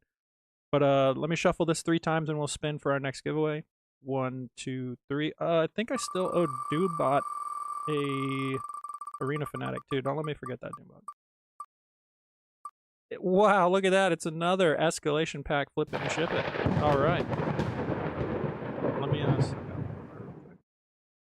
But yeah, I agree with you guys. We need a use case for SPS for land guys, especially, and that it's cool to hear that there's going to be at least a use case for SPS on land for everybody. But definitely have to. Now that I'm hearing that, I'm 100% convinced that's going to happen. Yeah, and I think it's good. You have to create these SPS uses for land, because like think of, I mean, there's big pockets in land. Like, well, of course they would want to grab up the SPS, especially now at such a discount. As a land guy, you're being told in the future you're going to need SPS for certain aspects of it. This is the time to buy it. Because, I mean, once that thing comes out, if people are locking in more SPS, it's like, dude, price, more than likely, not financial advice, is going to be in the upward, an upward trend. Especially if the ROI goes up, right? Because I think that if you go from 0.001 to 0.002, right, which is kind of where we're teetering now, I think 0.001 is like 3% ROI, APY or whatever, and just the next step up, it's like 12%. So that's a huge increase. Well, land was meant to be a huge DEC sink with all this extra DEC that was floating out there. That's why they wanted, 50,000 DEC per plot. So if they can also make land an SPS sink where, Oh, people that aren't right. using it for modern or people that don't play, that are land only, you've got to give a case for, you've got to give a use for the land guys to come in and want as much SPS as possible because it's like, well, I want to sink it on land because I want these special resources. So to me, it just makes sense. And we So earn great, great. Now I need to get an extra SPS bag. Okay, hang on. Let's got to do some shopping later today. yeah, and we earn it. Land people earn SPS, and you're not Mhm. giving them a use case for it. Yep. Yeah. Let me craft some of this real quick. I suggested to Dave, can we burn SPS on land for Aura? And everybody jumped on me. They were like, no. How dare you? Wait, do I want to do that? I just want burning SPS for whatever they decide will work for the game. As many little SPS burns as we can get in game, the better. I'm more than happy to burn, the little bit of SPS that I would get in silver to get double glint. To me, it's a no-brainer. So if they can do more things like that, the more the better. Yeah. Can't you do that? Can't you do that now? Yep. But you have to be That's in what I'm doing now. silver or above. You have to be in. Yeah, silver and above. Somebody was Okay. asking about that the other day. They're like, I'm in bronze and I can't burn SPS. It's like, you got to get a little bit higher. Because I was trying to do that with my other account. Now, Toxic Diamond or C177, what do you say? He said the glint you earn per win is worth 3 to 4 more. I'm guessing 3 to 4 more time or 3 to 4 times more than the SPS you earn, which is not Yep. good. That is if you sell rewards cards like I do. Yep. It makes a huge difference. I mean, I can tell you guys, being a silver player, kind of low, mid silver, the amount of glint that I'm getting now is just so much more. It's helped me to get my deck a lot higher level. And like you said, if you're someone that comes in, plays, gets a double glint, gets reward cards, sells them for a little bit of DEC here and there, it can really, really help out low level accounts. Just making that sacrifice of that little bit of SPS. I don't know anything about this. Is glint ultimately, are those cards that ultimately you can, because tell me the process. So tell me how you would say glint is worth 3 times the SPS. So because you get glint and then what, you open chests, you earn cards, and then those cards can be unsoul bounded, and is that where the money is? Yeah. And then Okay. occasionally, it doesn't happen all the time, but you can get a chest, like an ultimate chest or whatever, and get like a gold legendary or a gold card. Gold cards are automatically unbound and sellable, so there's no out-of-pocket Oh. cost. You can just list them on the market. Now, the regular foil cards, you have to unbind with a scroll, which, cuts into some of your profit because you have to buy the scroll. Unless, once again, if you get lucky and get some of those scrolls for free by opening chests. Like I did last season, I got a legendary scroll randomly from like a what is it? An advancement chest. So you get a chest as you move up along the season to higher levels, and I got one in that. So that's, I mean, at Peg, that's $2.50 DEC worth of an item, and I unlocked a card, and then I sell it for $2 or around $2. It cost me nothing because I didn't have to pay the DEC for the scroll itself, and I got the card from a chest.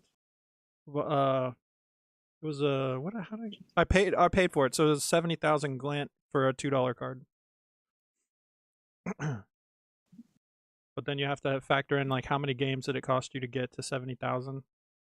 A couple of people are mentioning in chat reward cards selling faster. Do they really sell fast, like the commons and the rares? Because it seems like there's so many common reward cards on the market. It's like, do people actually buy those since they're so easy to get? I would think people would mainly buy the epics and the legendaries that are, tougher to get for most players. So I'm kind of surprised that the commons are selling. Maybe people are buying them now, hoarding the scrolls and stuff, and they're gonna unlock them. They're gonna unlock the more valuable ones at the end of the reward period. You know what I mean? So like the end of the Mhm. unlocking period, they might be waiting out the price. Because if you look at all the rewards, like look at last reward set had some pretty epics, but some of those cards, like the value shot up towards the end of their unlocking. Mhm. Because like look at the Weaver, your favorite card, or it was your favorite card. I I'm not love sure it. if you've moved on, but the Weaver, and then you got the Refugee. So they could be hoarding their scrolls for whatever card might be the big one, and then they just look at it as not. I mean, it might be a loss now, but in the future they should be able to gain back their money. That could be a play. I'm not sure that it is, but Because I was thinking of almost using like a lot of my glint, just going for regular foil, just the commons, just buying as many of the commons as I can. If I get lucky and get the gold foil, keeping them because I play in the gold guild brawls. And then I was wondering if it was worth it to even try to sell the commons or just burn them for more glint to get more draws. oh yeah, you can do that too. Or I mean, if you burn enough of them, if you hoard enough of them, you could burn those and get just go straight to legendaries, or like in the last one, you'd probably aim more for epics because they were so good that Mhm. just jumping into an epic. Well, that and you could get gold. You can still get gold foils from the old ones, right? Oh no, you could buy the gold foil straight out of the. Yep. I forget what it's called. Well, it was just a gold foil The reward, glint right? store. Yeah, because you could do that. Yeah. Oh, those were awesome. That's what I did. I think it was like 3,500 per common. And that's all I did. It's like, yep, I'm Yep. just buying gold commons and gold rares. There you go. Yeah, it was so expensive if you went any higher though. If you went to epics or legendaries, my goodness, you needed so much. Let's see. Do those cards have DEC burn value? No. No, they have glint value. Oh, Yeah. Thank God they don't If it was have up to me DEC going value. forward, no cards would have DEC burn value. It's I Yeah. like agree. get I agree get with rid of that. it. Yeah. Get rid I of it. totally agree with that. If they 100%. want DEC closer to peg, moving for, I mean, don't screw the people that already have the older cards that they can burn for DEC. That's great, but moving forward, if you're going to burn a card, if it's a reward card, you can only burn it for glint. If it's a card that you get out of a pack, you can only burn it for cinder. We've got to get the DEC Under burn for control. cards under control because Yeah. once we do, DEC will get closer to peg. DEC is harder to get. You can't get it by burning cards. And guess what happens? People start burning SPS for DEC, which is exactly what we want. So Yeah. hopefully we'll get to that. Yeah, I totally agree. Well, they've kind of minimized it so far, right? Because of the cinder burn. So there is somewhat of it has been, taken out, Well- which I think has worked in our benefit. But I completely agree. We got to stop with the DEC value for cards. But I think Cinder is one of the best things they ever did. And, Yeah. and it is going to kick into the next year or two when people need tens of thousands of Cinder for, X, Y, and Z cards. And those Chaos Legion cards are starting to disappear. Those reward cards are disappear. Now you're getting into burning Untamed. We get more players in. They want to play wild format. Oh, wait a minute. There's no more wild cards because people either have them in their accounts or they burned them for Cinder because it was cheap. And you're going to... I'm so excited for this game. 2-3 years from now, we are going to be in such a cool place where you've got the scarcity, you've got land fully out, you've got PvE mode out, you've got new campaigns coming out, on a 3-month or 6-month basis. I mean, guys, we're in the alpha beta stage of this game right now, even though we've only been out for 7 years. So I'm extremely bullish on all phases of this game in the future. So you guys are in for a wild ride. We're getting closer to That's exactly how I 8 feel. years too. I could have said what you just said. Like that's you sound like me. You guys have been hanging out too much. No, Tide Pod over here says, in my market history, I sell common and rare rewards every day. For everything else, sales are inconsistent. So I guess the commons and rare reward cards are actually selling pretty good. That is really good to know because that's really going to help my $10 accounts. I was about to say thank my you for that $78 information. account. Nice. All right, guys. One more chance! ! Joe Land Guy, and then we're gonna give away those 5 cards. No, I don't burn SPS for glint, but I considered it. It is a very close decision for me. It depends where your accounts are at your position, etc. Hmm. What I do is sell SPS, upgrade my commons and rare rewards cards, put the gold foil and black foil on the market. The epics aren't really that good this time and cost too much. Yep. In the high diamond low champ Yep. position. Yeah, those epics from last And- run was crazy, dude. And he is exactly right, because being a diamond champ player, you're getting so much glint anyway. I'm kind of surprised at how much glint I've seen those guys get, and SPS. It makes absolutely no sense at all when you're getting 20, 30, 50, 100 SPS or whatever it is per win Yeah. to get double glint. It's like, oh, I'm going from 2,500 glint per battle to 5,000. Well, it's like, who cares? But you're someone lower level. I think this is perfect for silver level players, where it's like, okay, I'm only burning 2, maybe 3 SPS, but my glint's going from 350 to 700, so Yeah. it is definitely tailored for the silver level crowd. So, Well, then, yeah, because then if you can max out your cards, at least the commons and rares, to silver, and then like Tide Pod's saying, flip the other ones once you get the chance, then you can build up and Mhm. buy the higher level cards you need for modern. Sudan, yeah, because welcome. I was Or just going to say Sudi, real I'm quick, sorry. just for me, it's like 70,000 glint for what, one legendary? That's what it would take me an entire season, Yeah. is to get one legendary. So then it's the decision where it's like, okay, I worked all season. Do I really want to spend it on one card Yeah. and then get the one legendary I already have, so it's completely useless? Yeah. Or do I want to get a bunch of commons and rares? So getting double glint, now it's like I can do both. I can get one legendary card and I can get 100 rares. So Yeah, and then a stack of the lower levels. All right, guys. We got 15 people in here. Top 5 people are going to get in the giveaway for the 5 cards from that pack that I already flipped, and then the first person out is actually going to get an Arena Fanatic and one of the beavers. No, actually, you know what? One of the beavers is going to go to a random person in this. It can't be the top 5 or the last person, but a random in-betweener is going to get one of the beavers that Blaze sent me earlier. So here we go. Make sure you're in there. Fizz, you're already in there, sir. Okay, here we go. who doesn't love a random beaver? Yeah, who doesn't love a random? So random. No, monkey's exploding. Get away from him. Okay, there we go. Everybody's fine. Everybody's fine. I think Fireborn was the first one out. I think.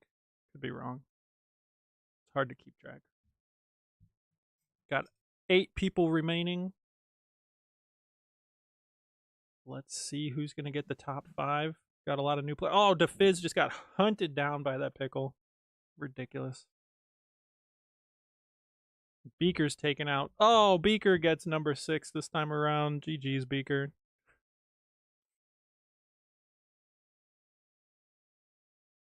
All right, here we go. Last 3. We got Eye Blast. Oh. I didn't. He'd already killed you by the time I said your name, so you can't play. And we got the 2 newest guys in chat right here left. Let's go, baby. For eternity. Good to see you, man. Hope you're doing well, buddy. Oh my gosh. Dodging those pickles like something that dodges pickles. I don't know. For eternity takes it home. Let's go, baby. GG's. Okay, let me do this real quick before we do this. How many people did we have in here? We had 15, so Fireborn's getting an Arena Fanatic, so we have 6 through 14. So let me do this giveaway real quick of the beaver.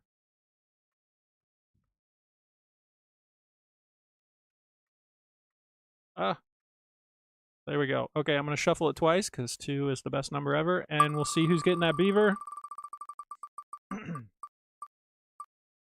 Oh, it's number 6. Oh, wrong button. Number 6 was Beaker. Let's go, baby. Beaker, you can't be upset now. So let me write down Beaker real quick. You're going to get a level 1 beaver for Beaker. Lucky. All right, and now to the top.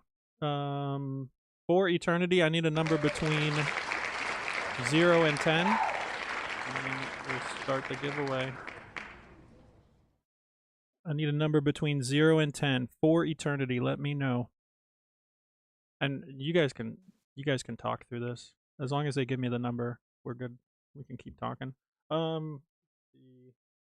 GG is King Koi. Hope you're doing well, man. Good to see you. Good to see you. Let's see. You want 7. 1, 2, 3, 4, 5, 6, 7. Boom.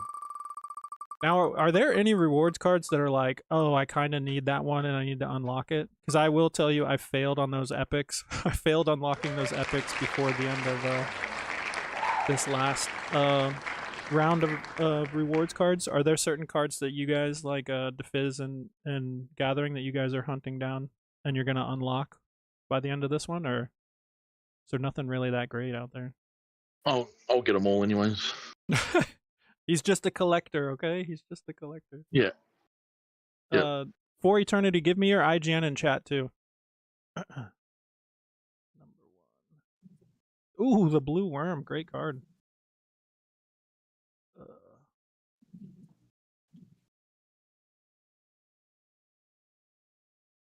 I wonder if the team knows that they misspelled worm. I don't know. Is it? Oh, that's right.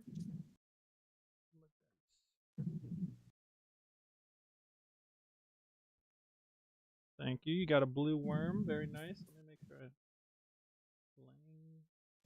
Got it. Okay. My phone hates that word, so I'm trying to autocorrect the worm part. Sudion, let me know your IGN and give me a number between 0 and 10 in chat, please.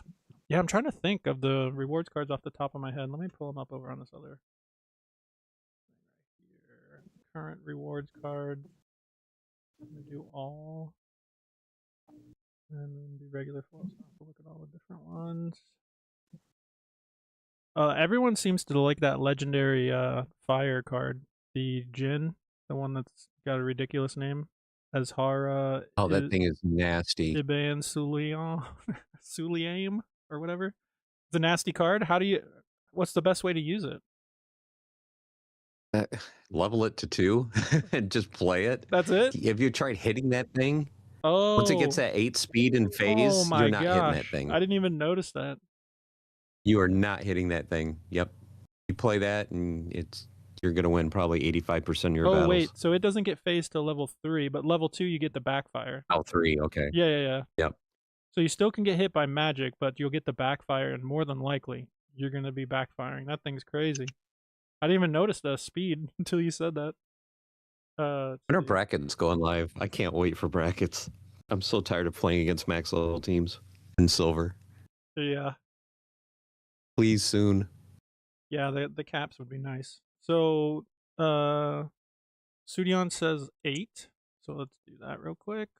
1, 2, 3, 4, 5, 6, 7, 8. Good luck. Monkey's pants has backfire. Oh, jeez, that's disgusting. Let's see, number 3. Oh, you are getting a gold foil mollusk. Magnificent. Ooh, nice. That is a nice card. GG's. Congratulations. Very nice. I haven't played that much Modern, so I'm not really into the reward cards as far as none of them like stand out at me like overpowered. Like the last set, I thought the epics all should have been legendary. They were all just so good. This set, everything to me seems okay. I don't see anything that's like, oh yeah, I really need to, stack this card for, after the rewards are done. Yeah, they were like, because I think I even unlocked a few legendaries, and I'm like, this card is legendary. Like that Death Archer, I was like, this card's a legendary card over the Weaver? Are you serious? Like, yeah. I don't know. It was just so weird. I think cards to target would be anything that gives Invigorate, because that's a pretty unique ability, and I don't think there's a lot of cards that have that. Yeah. Invigorate, yeah, that's especially with all the ones from the last reward set that had the exhaust ability. Yep. And I'm wondering if they brought it because there's going to be more exhaustible cards incoming. You never know. Sometimes I feel like they preset it, you know. That's interesting. The only ones that have invigorate are either in water or death. Yeah. Because what is it? It's the Death Legendary has it. But does it have it at max level though? When does the invigorate kick in? Level 3? Yeah, level 3. Level 3, okay. And it's a legendary, so what, that's gold level or silver? When does silver start with legendaries?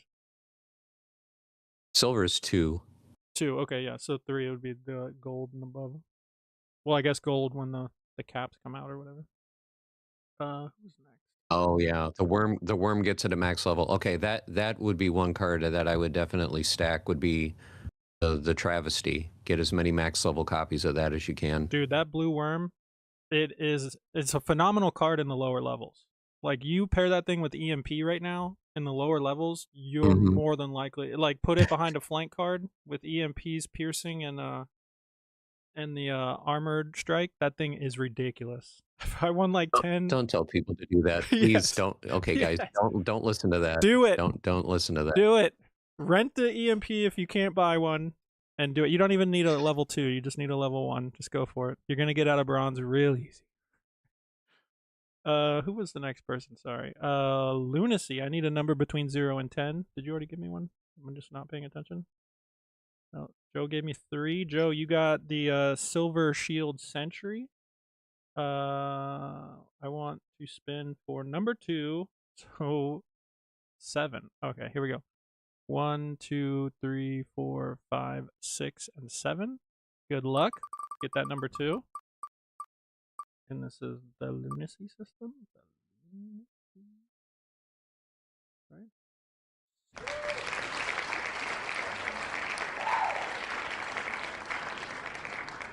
I think I got that right. Oh, number 4. Number 4. It's the rare card. Hey, it's my boy. It's the Alchemist. I'm gonna max that card out just because I like it. And then the final card goes to King Koi. King Koi, give me your IGN in chat again. Deadshot. Man, we're getting that Deadshot all the time.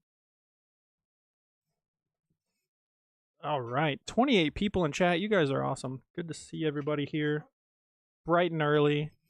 We got the packed crew in here. Let's see. What was the name? I got a King Koi. Give me your IGN in chat, and then Gregory F. I need to send you a fanatic.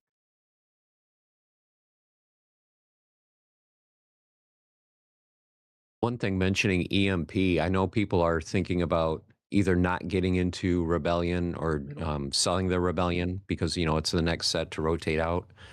But one thing I want to bring to everyone's attention is some of these legendary Archons in Rebellion are really good. You know, EMP is starting to shine more and more.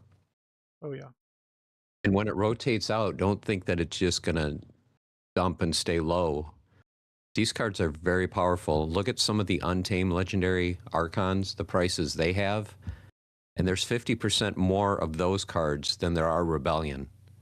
So not a lot of Rebellion was open. There's not a lot of those Archons out there, especially the gold foil. So I just kind of want to warn everyone, don't dump your Rebellion once it rotates out of Modern as far as those Archons go.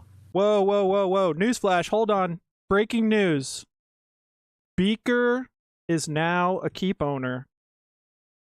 I guess the trade was made. Was the trade made? Let us know in chat. Dude, that's awesome. Let's go. What region did you get? That is huge. Or what track did you get? Sorry, it's a keep, not a castle. Ooh. Sorry, I didn't mean to. I had to stop everything for that. That's awesome, dude. Congrats. That is huge. Welcome. Hey, we gotta see. Did you get 65? Did you talk to Melatonin? 65. I'm thinking he grabbed the one in 65. Hello. What is that? Well, I mean, we can go just see which ones are missing from this. There was only like 10, I think, on the market. Yep, track 65, much for sale. Oh yeah. Beaker's Yeah, inviting it's a good region to everyone. pick up plots. He's Mhm. he's inviting everyone to purchase plots in 65. There they are right there. Yeah, it's melatonin too, so they're pretty cheap. They're already cleared with building in a box. Lots of wood. Do I have it clicked on wood? No, just lots of wood. Not the best neighborhood, but crap. there's some low lifes over there from what I've heard. But dude, congratulations, man. Feels good to be what are we, wardens? What are we called? Or marshal. Yeah, feels good to be a marshal. Congrats, dude. What gathering, you got to go out there and make some deals. Start wheeling and dealing. Maybe one of these keep I know. owners. Now I really want to sell that land card for a keep. Yeah. That one's gone. A Brock, man. I don't know who that is. But he's the next one in line. Yeah, with you the do. 745. A Brockman? Who's that? Yeah. What? The card, the EMP card. Oh, that's A Brockman? I thought EMP was Yeah. made after a guild. It's after the website, the DeFi. Oh. AJ Brockman Oh, okay. Well, here he is is. the founder. Oh, gotcha. What a But he's got that new game, that other game that's about to launch. That's like a Harry Potter esque uh-huh. Is it card game. it's on Hive? No, it's on BSC, I think. Oh, okay. Well, keep your eyes out for that one, I guess. I gotta look into that. Oh, wait. Beaker said I had to throw in some extra SPS, by the way. Okay, so it wasn't a straight trade. Oh, Yeah, that's the one. Honor of Madness. Yeah, that's the one that Stever's been promoting, right? Yep. Okay, yeah. Yep. Cool. Is that a card-based game? Do you know? Yes. Is it? Yep. Okay. I haven't looked into it, but I know that Steve R was putting videos out about it. Yeah. A Brockman is ECO, so there you go. Uh-oh. We just got rickrolled. Sudion, thank you for the follow. Everybody that wins a card from the stream, I will be giving them out after the stream, except for those of you that I already sent the card to. I have you all written down, so those will be given out after the stream is done. But there we go, guys. That's big moves here. How many keeps are left? There's 12 keeps left up here. There were 13. But our boy Beaker there, moving up. Moving on up, baby. Well, now I know I'm not going to dump all my DEC into that low end keep, because I was like, if this keeps going down in price, man, I might have to come up with some. I might have to shut everything down again and everybody can boo me. I don't think I'm ever going to do that again. Yeah, I know. It hurt pretty bad, dude. It didn't feel great, that's for sure. What See, this is the number, like, again, I think I said this last week or maybe Thursday, but this is the number I've been focusing on right now, is the DEC per hour. Just because if I can turn that on, it'll be so much easier to turn on my other plots and stuff like that. I mean, if you think about it, like, what is that? That's like 4,000 DEC a week, I think, or something like that. Comes close to that. But again, it's something that's just sitting there always working. All I have to do is make sure once a week, if anything, like if I go on vacation, just once a week, I jump in there and claim everything before it starts, affecting me negatively. Which I guess that's got to be kind of a difficult thing for land guy, right? I'm guessing you said you use a lot of third-party tools when you do your land stuff. Do you only use third-party tools, or do you ever just use the in-game stuff? He bowed out a while ago. Oh, did he? Yeah, I think he dropped it. Yeah. Oh, he might have dropped out the. Oh yeah. Hold on, I'm He still. went to buy more SPS and land. He's going to implement all those things that we were talking about. Oh, my bad. But yeah, I always use the in. He was talking about using a lot of third party stuff to do his land stuff, and I just haven't ever done that. I don't know why. I just feel better doing it from the actual land. From this screen. Early on, I was using peak monsters to do all my claims and stuff. Oh yeah, really? To me, it just seems. I don't know. Maybe I just haven't familiarized myself with it. I just need to play around with it a little more. But I don't know. Well, Splinterlands made the in-game stuff better since then, so Oh yeah. I do it all in-game at the moment. What the heck is this?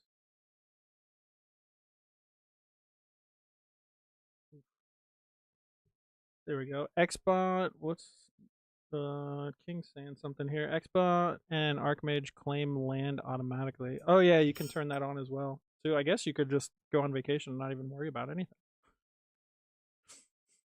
I haven't done any of that stuff. I haven't either. Plus, I want to, especially with my keep and beaker, make sure to get your good stuff on your keep beaker because you want to get that percentage up there. But like right now we're at 1.45% chance for a totem. Oh, we actually have more stuff in here. But I don't think I'm gonna make the claim right now. Not high enough. I want to get it over 2 at least. Cora with So when are they going to make 43 health. What? Go ahead. I was going to say, when are they going to make a land card for Castle and Keep owners? I saw a land guy posted a thing on X about a card, like a legendary commander, where you could get like an extra 5% tax or something like that. That would be interesting. Oh yeah. People now I think, and you guys can correct me if I'm wrong, but I think what happens is that there's the total tax for the region, and then the castle gets 50% of all of the tracks, and then I would get 50% of my, or I have the percentage. Let's see, like if I go here, of that 50%, see, like I get max 50%. So of that overall percentage, what was it? Your keep can collect up to 5% of the track's resources in taxes. Oh, okay, no. So never mind. I take back everything I said.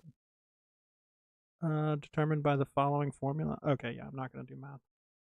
But so I'm only getting 39.9% of that 5%, I guess, of my track. So Yep. Do you have a keep, Dafiz? No. No? Okay. There was somebody I was talking about the keeps with. And because there were some people that were saying like, oh, you're up that high? Like what? Like they almost made it sound like they weren't going to do taxes for the people in their region. And it's like, no, they're going to get taxed no matter what. It's just, are you going to claim your portion of the taxes that Yeah, they how claim much of no it? matter what? Right? Yeah. Yeah. Yeah. So that's why I was wondering, because I feel like, and I think it was before land was fully out, so they didn't understand that. And I remember some people were like, "Oh, you know, I'm not gonna charge taxes for my track, so make sure to buy plots and stuff like that." And it's like, well, they're still gonna get taxed. It's just you're not gonna claim any of it. So,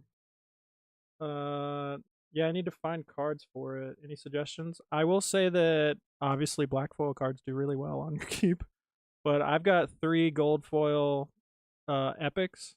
So what's that, like $75, I think, at current prices if you get the right ones, depending on what yours can take. It really depends on the splinter right now. And that puts me just at 40% of overall 50% that I can get. What I've noticed, Beaker, is like if I were to throw on another gold foil epic right here, it only bumps me up to like 43.7% or something like that. And I'm like, well, that just seems like a waste of a gold foil epic. So that's why I kind of landed on this right here. Is just, 40% of an overall 50% tax. So I'm only missing out on like that 10%. it's just not worth it for me to put more cards on here because I don't have a higher rarity. Now, if I had a higher rarity, I would put them on here because it would probably boost me up way better. Also, with the totems, I didn't really see them being as beneficial here as they were on my land. So that's my 2 cents about it. But gold foil epics to me work just fine. Yeah, diminishing returns. And they're on a the great pack. price right now. What's that? They're a great price right now if you're looking for gold foil epics. They're as low as I've seen them in quite a while. Oh yeah. Well, it got to the point where I stopped buying the rare beta cards because the prices were getting so close together. Like before, when they were still sitting in the 30s for like a max copy of gold foil epics. That's why I moved on to like beta rares because I was only losing a few production points, so it wasn't really hurting me that bad. But this what I do, I think I took $10 the other day and I bought like 5 of these regular foil cards and I plopped them on my common plots here to just get one of these common plots up and running. So I did that after I sold those other 2 land plots that I had. And it was just because I need to get this stuff going. Like, even if it's just the rare cards for now and then I can come back, especially since I have most of it powered up. And I can just, do what you do pretty much once you're done with your neutral cards being on here. Just swap them out for better cards. And it's already powered and everything. And then I think one of the interesting things that Land Guy said is he's doing this right now. And, maybe in the future he will, if he needs to, like, boost to the base PP for each one.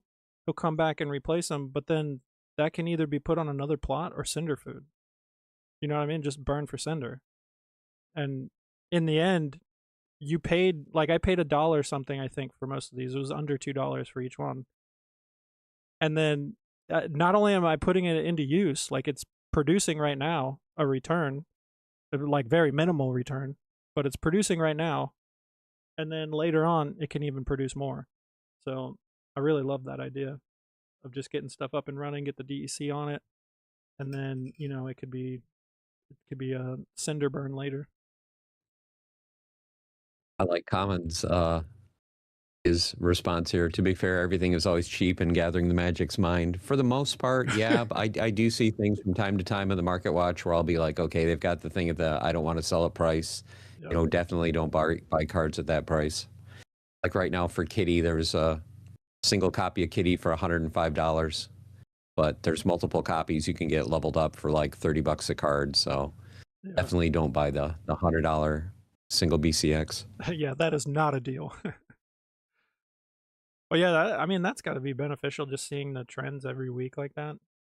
That's why I say, like, always check out, especially, like, let's say you're not a land guy, so obviously you're not going to watch the land card watch, but the card market, like, most, if not all of us, should be watching those videos every single time they're posted. Just because, if you're playing the game, you need good cards. If you're doing land, you're trying to find those cheap cards as well. The main thing with that too is the liquidity from week to week and month to month to see, like, especially I've been trying to focus a little bit more on the card market watch to how many max copies there are for Chaos Legion for the regular foils and gold foils, because there are a lot of people that are a few people that are into land heavily, and they don't really maybe care too much about the game as far as the modern and that, but they do care, like, okay, how many max level workers can I buy this week? How many cheap regular foil Chaos Commons are there, or how many max gold commons? So it's good to kind of track month to month just how many are actually out there, and there's really not a lot compared to the amount of Chaos Legion that was printed. Yeah, you can't get that many max level cards, especially the gold foils for the most part. Yeah, so I think we checked last week. I can't remember what the number was last week, but we're at 23,000, pretty much 23.5 circulating or on the market right now. And then circulating is like 4.15 circulating Chaos Legion packs. Yeah, that's not right. I don't know where they're getting that 4.1. There's like 1.5 million packs that are unopened And then it's just a question of how many of those are, actually on the market and how many are just sitting in players' accounts. Oh, so this number might be... Well, yeah, it seems like some of these numbers are wrong. Because this one's negative 1.5 million circulating. So I'm guessing that circulating pack thing is messed up. Because right here it's a negative 773,000. Yeah. Yeah, Rift Watchers, there's a little over 100,000, I think, left. Maybe that's... No, not posted in here either. Well...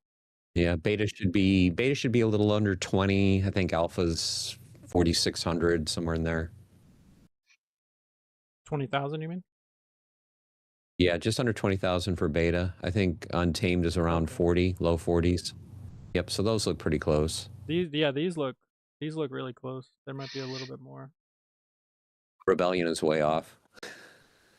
Way off. Rebellion? Yeah, 9 million. Yeah. Oh. Try like 12,000 that aren't on wagons and are available. 95. Oh yeah, that's something we haven't checked in the last week or so. How is the pack sales right now going?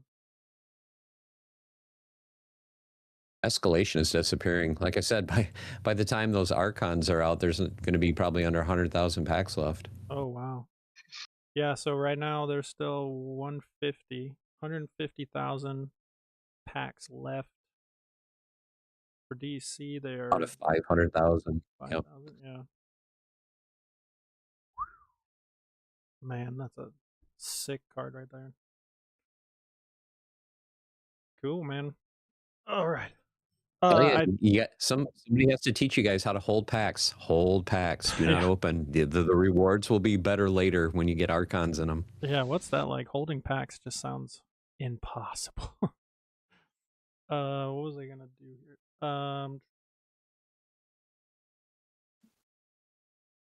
We're gonna do a gold foil arena fanatic giveaway.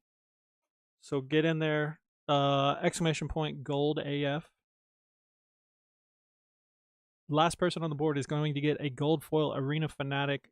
First person out's gonna get a regular foil arena fanatic. That's not what I think of when I hear of AF.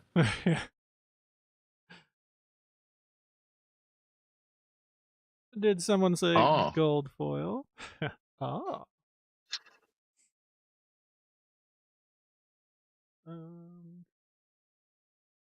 Everybody get their guild bras in? I think I just got my payout recently from my guild bras. I might have to open some of those packs if I haven't already.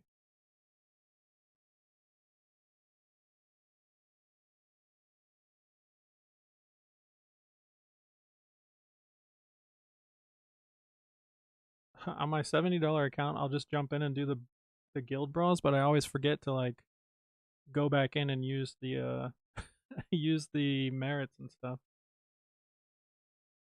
Yeah, so I have 11 packs to open here. We can do that while we wait for everybody to jump in. Gold AF for this next giveaway. This will be my very cheap pack opening here, Dafiz. So. This is for the $70 account, so I need everything on this account still, pretty sure.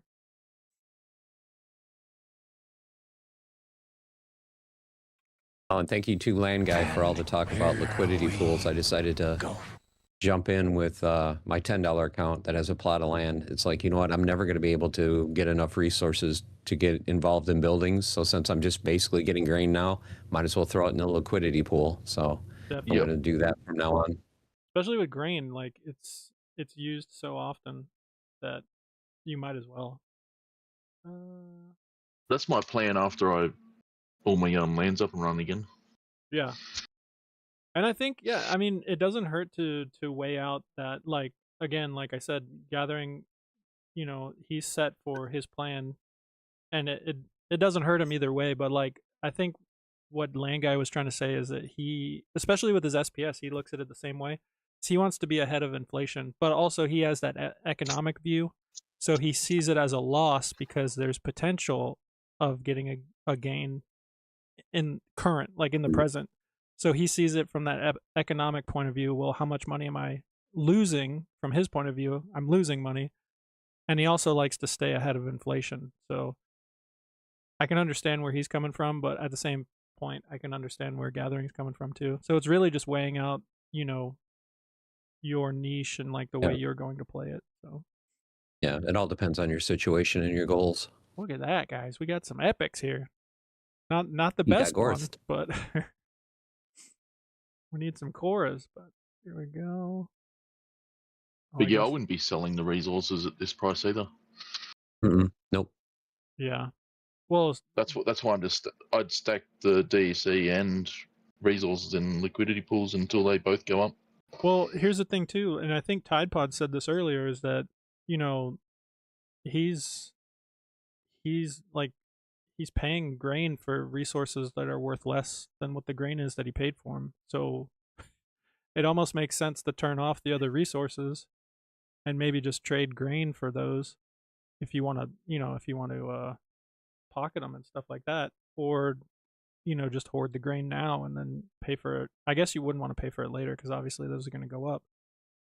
But like, is it smart to even have those plots running right now? Like, I even had an iron plot running for a while, and I was like, dude, this costs so much grain that I just turned it off. It wasn't worth like the amount of iron I was getting on it. I was paying so much grain that I was like, dude, this is silly. Like, I could even see, I didn't even have to crunch the numbers. I was just looking at them like, this is ridiculous. I'm getting nothing for this. I almost feel like turning off everything except the grain plots currently it might be the way to go. I mean, again, crunch the numbers for yourself, but Yeah, I need to look at Beaker's website again. because that's one thing too. Like you just said with Beaker's site, I turned off the iron plot and I looked at how much it went up, and I think it went up like 2 DEC per hour, or almost 2 DEC per hour, just from turning off the one plot. And then I think, and then I started up another plot and it went up as well. So hopefully I'm not mixing that number up too much. Oh no. Oh, So here's yeah. another question for chat. For the land card, those 2 land cards we can currently make, are you guys done with all the copies that you want to craft, or are you going to craft some by the end of the month? Because at the end of the month, the crafting period ends. Oh, that's right. Yeah. We've got, what, less than 30 days now? I actually just crafted some while we were talking through. I crafted one of each while we were talking. Oops. Press the wrong button. Let's go back. Now, are you looking to flip it right now or to hang on to it for later? Oh, no. I'm not sure you were there when I said. I'm working on my second hunter, and I'm gonna get 2 of them at piercing, so 2 of them at level 5, and then one of them's gonna be for the rental market, and one of them's gonna be for my bot and my play. And then with the ghost, I think I'm just trying to get I don't know. I really don't know with this one. I'm just producing it, and the same thing. I'm probably gonna get it to around 5, and then I'm not even sure what I'm gonna do with it. I don't know what to do with this card. I don't know if I'll ever play it. It's not one that I'm like, ooh, because I feel like it's not really super beneficial till you get to like what, top end gold and champion, like these levels is when it's really beneficial. But I was really, just curious because I'm wondering how many people in the chat are just looking at the raffle and just saying, hey, you know, I want to craft as many as I can. I don't care if the card's good or bad. yeah, You know, or I don't care about flipping it right away. I just want as many as I can get for the best chance of the raffle. Because it doesn't, at least my gut feeling is, neither one is going to sell out. You know, I'm sure there'll be a big crafting amount on the 30th and 31st, but I think the odds are going to be better than 1 in 60,000. I think there's still going to be about 10 or 15,000 left, the way it looks. yeah. Tide Pod says I'm done crafting. I have both maxed out. King's talking to somebody else. Where's King says I'm not touching my LP stake, but the current land earnings are all going into the hunter copies. Yeah. If Monkey Power says if lots left, I will craft some. Better chance at the raffle. Yeah, that's kind of where I'm at too. That's why I'm still going, even though I've got pretty much the hunter to where I want it, and the ghost I'm just really making it for the raffle chances. Doing too much things at once. Phone went down 0% battery. No. Beaker, don't leave us. No. Let's see. Everybody else is talking back and forth. But yeah, that's my thing right now is like I really don't need to craft any other ones. Like I said, I don't even know how to use the ghostly blacksmith really in my gameplay. Maybe the bot will use it. But the hunter, like I said, and plus I actually like using this in survival, especially manual survival, so it wouldn't hurt to have 2 of them at level 5 because I like that piercing. And then the apex strike, so it's going after the strongest enemy. So I kind of love this card, to be honest with you. Let's do the gold foil giveaway. I have everybody's name. Beaker. I still owe you a beaver. Beaker. Gold foil giveaway, guys. Exclamation point gold AF. Gold AF. You have him at level 5 already? Nice, bro. Yeah. I had him pretty early on, but I put everything into this one. I've made a few of these, but they weren't selling on the market very quick. Because what I had done is I would craft a few, put like 5 together. I got it to level 2. Then I would sell like 2. Then I would craft some more, put 1 or 2 of them into it, sell the other ones, and then I kept doing that. So piece by piece, I was just, flipping and stacking, pretty much. Cold as That's right. And then let me go ahead and send Beaker his card right now.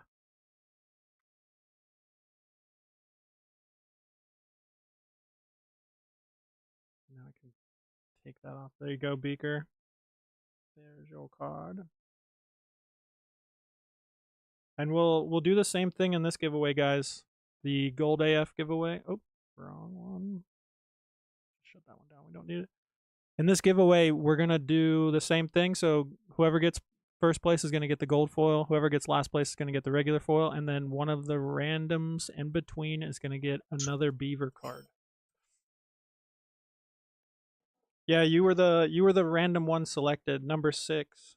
You were number 6 in the last flip it and ship it, and that one got a beaver. So congratulations. Oh, it was during the phone reset. You missed that whole part. Oh no. I mean, this is a play to earn game after all, so I wonder why no one is asking if anyone is making money from this right now. Making money while playing a fun game is what got every influencer in. I still make money from it always. Yeah, I think I'm not in it to make money. Like right now, I'm in it to grow my account. So I guess, I mean, technically I'm making money, I guess. I'm just not taking the money out. I'm not doing the ice cream money like After Sound calls it. What does he call it? Like ice cream money, I think. Ice cream money. Yeah, how much ice cream is that guy eating? Jeez, he's got ice cream money? That's crazy. Slush fund. Slush fund, there you go. Yeah, I'm more of a slushy guy than an ice cream guy, you know? Not a ton, but I cash out over 100 euros a month. Thanks, son. Let's see. When it dims the screen and warns you it's 5%, that's your sign to charge it. Yeah, when it asks you to go into low power mode or whatever on the iPhone, it's time to charge it a little bit. I always turn the light. I dim my phone down if I'm watching videos anyways. Because normally I'm just listening to videos. I'm not really watching them. So I dim it down to save battery too. Okay. All right, let's do the giveaway. Ugh. You guys got about 30 more minutes? Dafiz might be falling asleep on us. Yeah, I'm good. You good? All right. Oh, man. I'm reading the chat, and it looks like I want Come On 777. He needs to start streaming. I'd love to watch his channel and hear about his journey. Yeah. In Splinterlands. He said he paid 400 in 2022 only. So my point is, why do you look for wisdom? in Aftersound. Or I guess that's Aftersound? AS?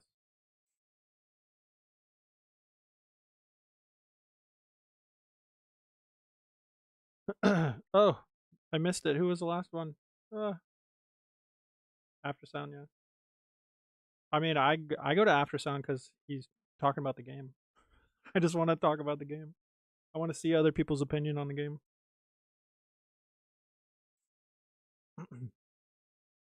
Plus, I think especially now when he's reading comments and stuff, it's good to get those conversations out there and maybe hear everybody's take on certain things. Same thing like when we get Land Guy in here and like he has a different point of view than Gathering the Magic. It's like I don't want to be stuck in my own ways. I want to hear everybody's opinion and maybe glean from what they have to say about it as well. And it's always interesting to hear people that come from different perspectives or have different goals in the game. You know, we can't just assume that everyone is here to play modern and, you know, get it, you know, the max level deck. You know, you've got the land only players, you've got the, you know, the people like me that play, you know, in the lower leagues. So it's really nice to get all the different perspective and views from people because it can change your outlook on the game. Like for me, just hearing that little bit of talk about LPs made me decide, yeah, you know what, I need to do that on my my other account. Yeah. And it's little stuff like that too. And what was it? Just watching the Land Guy stream with iBlast yesterday was huge because especially for some people in chat because he was going through just some of the market stuff, kind of the LP stuff, like Land Guy. He was breaking it down for Joe because Joe hadn't, you know, really dabbled in it. And people in chat were like, "Oh crap, I didn't know about that." Like one thing that Land Guy brought up, especially for people that have a lot of resources, like you gathering magic or hoarding them, is that you can put them in LPs, wait 30 days, and then you can take them out in a different region if you want, and then you've bypassed the 10% fee from transfer because there's no cost. So once you get past the penalty point of 30 days, but again, that's more for people that have so many resources that they're just, you know, a 10% cut would be a massive cut for them, you know what I mean? Like, or a massive loss. So he was saying, and then a lot of people were like, "Oh man, I didn't even think about that. That is something I could do." So just little things like that when you jump into these streams can be definitely beneficial. So 2 through 13 is what I need to do.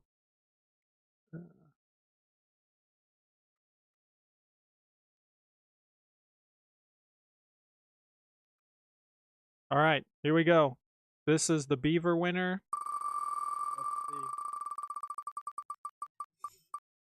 All right, Ime. Have a good day, brother. Good to see you in chat, man. Hope you have a good one. Number 2, great number, phenomenal number. Who was it? Doombot. Look at you, buddy. It's not a total loss. You got yourself a beaver. And Dafiz, by the way, not sure if you noticed, but you won that gold foil. Totally rigged. Totally rigged. GG's. All right. Doombot, there you go.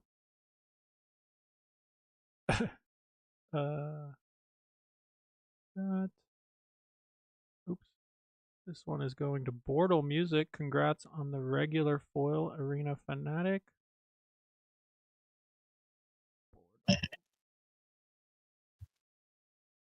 There's that. GG's. And then I guess I'll give Dafiz this gold foil while I'm here.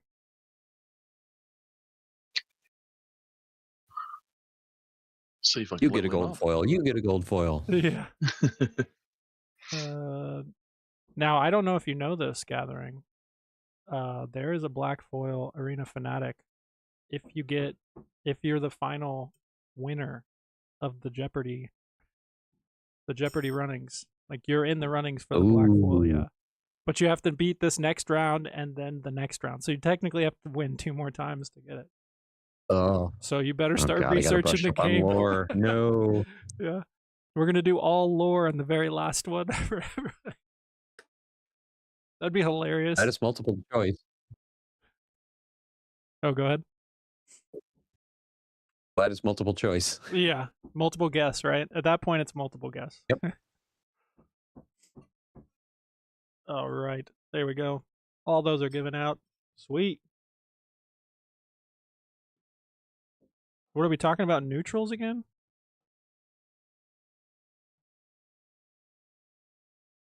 Lunacy's got. I I don't heard they're know. good on land. I hear they do pretty good at clearing land, but also Lunacy brought up that the neutral ones aren't going to need the special food too. So I do think Gathering made the right choice by grabbing a few of those for clearing land and stuff. It does seem like a good idea, because what is it, the magical food or the specialized food per splinter, and then there'll be a penalty if you don't have the right, or if you use grain, I guess, not the right stuff. But that'll be an interesting step as well. It'll be interesting to see how much you actually save in grain by eating the specialized food. Yeah, it's got to be worthwhile, right? Or else it's just not even, the juice isn't worth the squeeze. Like, the production of it just won't be worth it. So that'll definitely be there's so many things that are just going to be interesting. I can't wait to see. For building workers, yes. Oh, that's true too. When buildings come out, they're not going to have the splinter bonuses, right? The bonuses on buildings, it's only for resources. I don't know. I want to know how storage is going to work. Are you going to need to have monsters staked if you have a storage building? Because they're not doing anything. Yeah, I wonder. Well, I mean, technically, like, are my keep monsters doing anything really? Just protecting my taxes, I guess. I don't know. It might be the same Maybe it's scenario. like a security force. Yeah, there might be security, or yeah.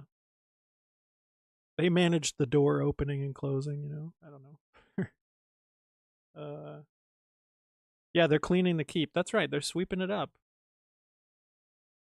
They're sweeping the floors and stuff. It's a Cinderella story. Let's see.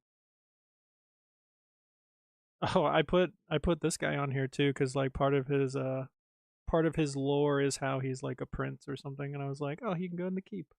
The Dax Paragon.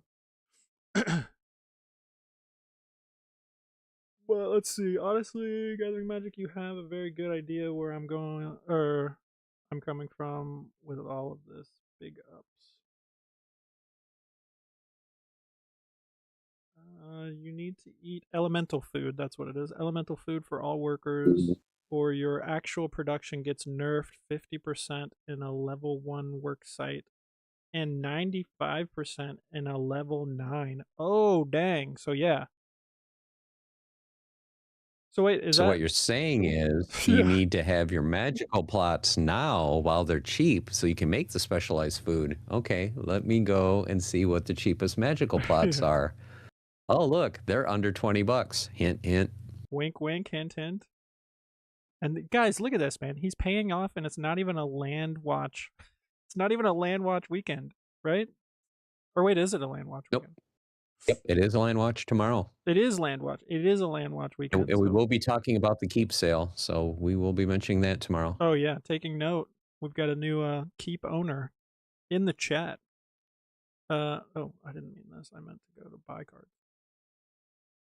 Guys, I gotta stay out of this. I have so much DEC on land right now that I could shut down one plot right now and buy 2 of these. Ah! Why am I here? Stop it. I do want to check magical. You said lowest magical right now is 1890 pretty much. It's a dragon, magical dragon. I think Lunacy has already gotten all the different types. Yeah, Lunacy, I don't worry about magic food. I got 40 magical plots. So they're doing well. She bought all the magical plots, I think, from my region too. So once food comes around, get them to work, okay? Or for my tract. Or wait, so no, a lot of the magical plots I think that are going to move are going to be life and water, because those are the 2 main ones that you're going to need for your grain plots. Because a lot of the plots, are going to take, the grain for your plains, or they're going to take water for like rivers and lakes. So those are the 2 to watch, guys. If you're looking for magical plots, keep an eye on grain and keep an eye on life and water. This is the 2 I need. Lunacy, you made a deal with Wolf, right?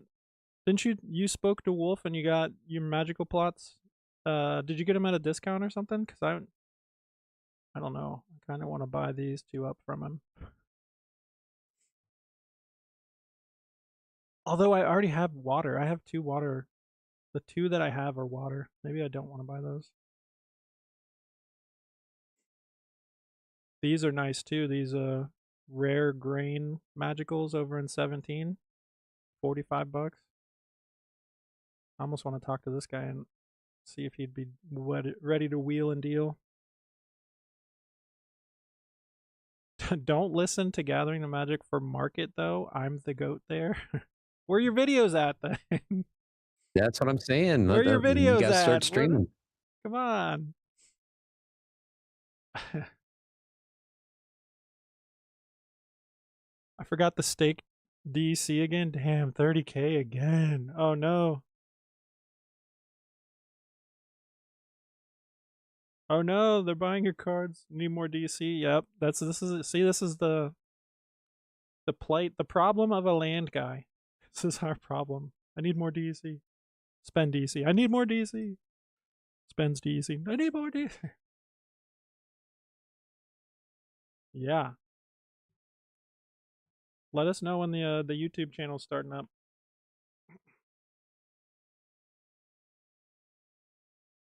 Bog is slang for toilet where I'm from.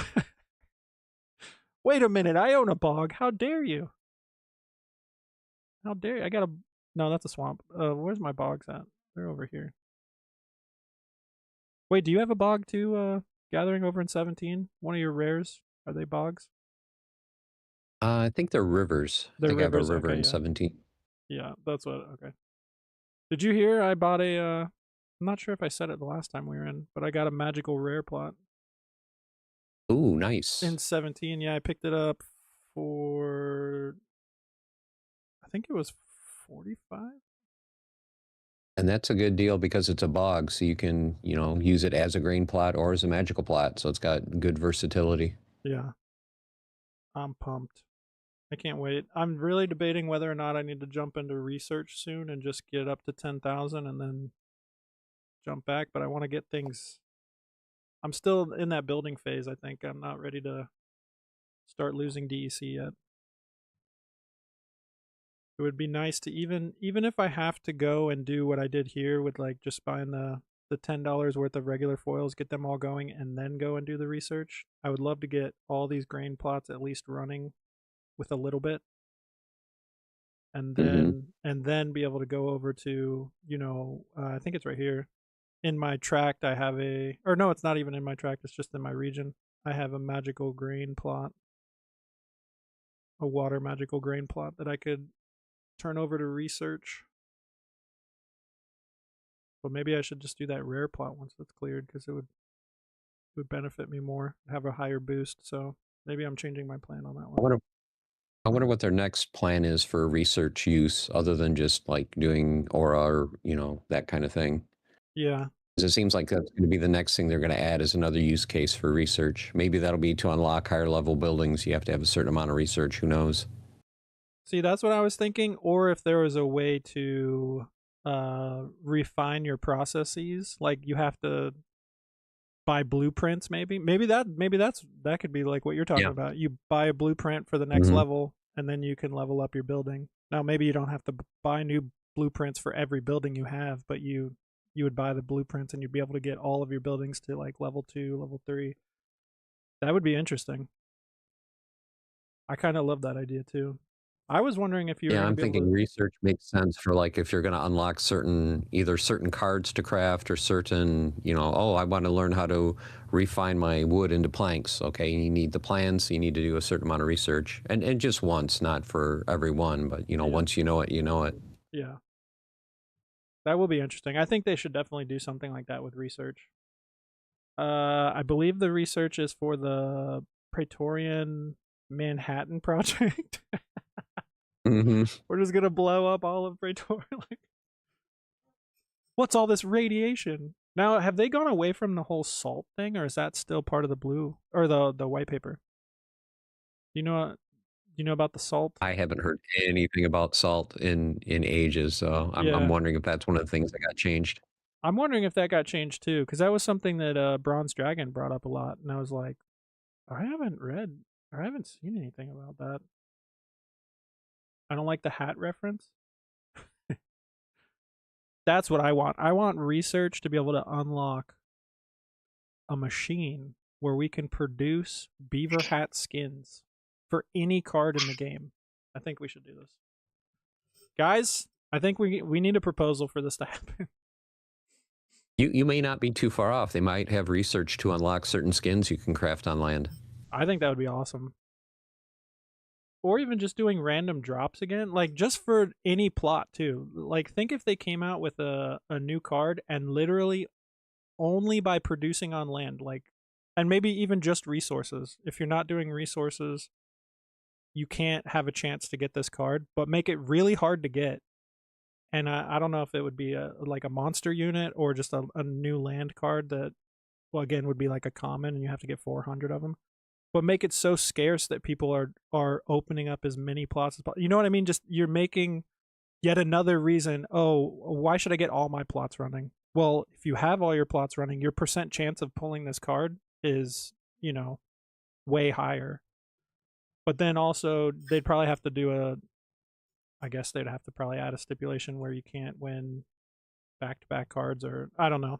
I haven't thought it all the way through, but it would be interesting for them to like add little things like that. Because think about it before, like to get people going, anybody could pull a totem fragment at the beginning, right?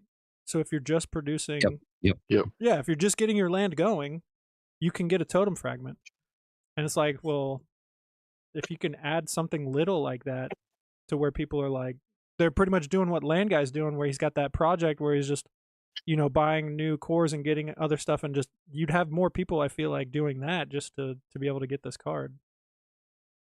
And plus the mechanism. Yeah, I love what he's doing with his account, where he's just kind of using land to get DEC, to buy more land, to activate more land, get more cards, and just kind of keep it growing that way. I think that's awesome. Yeah. It's really cool. I have to, I don't know. See, this is where I'm stuck, because, like, to me, it only makes sense to do grain right now. I'm not sure if any of you guys feel differently than that, but it just seems like the value is in grain. I think the value is in grain now, but if you're looking, long term, it's like you want as many different resources as you can get to just get ready for the next phase. Yeah. So I'm wondering, maybe I'll just I might start converting and locking up stuff in the LPs and get the 30-day timer for stuff going. Like right now, I've got 120,000 grain sitting here in this LP, because I mean I produce so much grain, why not? But I need to get these other ones up. I don't even have wood. I think wood actually should be my second highest, because I feel like, and I think you've said this multiple times, the wood has to be used up more than likely with buildings. Seems like wood and stone would be primary. Now, do you guys leave your LP earnings in there and just let it accumulate, or do you pull it out after 30 days and use that, or how are you guys approaching it? It's not really separated. It just tells you right here that you have earnings. So you don't claim them or anything like that. They just are added into your total here. And but do you use any of that, or you just let it grow? I just let it grow usually when there's not a Conclave Arcana pack sale happening, and then pull it all out randomly. When I'm not doing that, yeah, I just let it sit in there. With grain, I was neglecting grain for the longest time because I was just using it to get DEC for land. So I've only got I've only made like 10 cents on that one, but I've never really had a huge foothold on, like, Dafiz, what was your stone again? Weren't you were in like top percentile? Yeah, I was in the top 10. Top 10, yeah. So what were you looking at, like, fee wise? Were you seeing a lot of fees stacking up? Yeah, it wasn't too bad. I want to say it was like $70 or something. Ooh, let's go, baby. Now, how much? Do you mind if I pull your land thing up, gathering? Oh, go ahead. From Beaker's site. Let It's in Jovac, right? It's on your main account? Yeah. Man, my eye is still swollen up. Look at the DEC staked. I'm still Poof! embarrassed. That's a lot of DEC you did, dude. Yowzers. But So I want to sell that land worker. I got a long way to go. yeah. But you're sitting on a nice chunk of so I can understand too, you don't have the DEC to match what you have here to put on. So, and Of course, I especially used all my stone and iron yeah. for the land cards. Oh yeah. And you already have those to like level 5 or what level are you on with your land cards? Had them at level 5 and then I just sold them. Oh, so oh, cool. How much did you? So I'm just trying to craft as many as I can, get as many raffle entries, and hopefully get lucky. Gotcha. Okay. Oh, and you're doing really good on your research too. You're already 17,000, almost 18. Beaker, that's the thing you need to get going in your track too. If somebody can be doing research, because that's where my research is coming from. I'll get like 60 to 70 every week of research that, I'm just stealing pretty much. So they must be doing a ton of research. If I'm getting 60 to 70 research per week, man, and that's only like, what did it say? It's 10% tax, but I only get like 5% of the 10% tax from a keep or something like that. I forget what the numbers were, but let's see.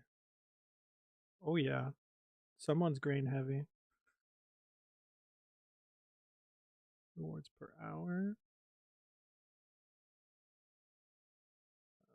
I need to get my aura production going because my wife has a couple wagon kits that I need to repair. She's been getting lucky and getting the airdrop cards where it's like I never have to repair my wagons. Oh man, that's did she get the bull? Yep, we had almost the exact same number of chances. I had like 800 and some, so did she, and I didn't get any, and she got 2. Oh wow. Did you buy one from her, or she just sent it to you? No, actually, I bought her another one just so she could level it to 2. Oh, nice. So yeah, I've lucked down on Loving the Moo and Brave the Bull. I do have a Frankie, but that one I pulled from a pack actually. But oh, Dafiz, did you say which Archon from Conclave Arcana you wanted for the May giveaway? Yeah, I think I said Elowin or Frankie. oh, Okay. I was waiting for you to say like llama, gold foil llama. No, you already shut me down. You already shot you down. I for didn't that one? specify in the beginning when I said legendary Archon. People were picking from any set, and it's like, oh, I want a kitty or I want a llama. It's like, yeah, so do I.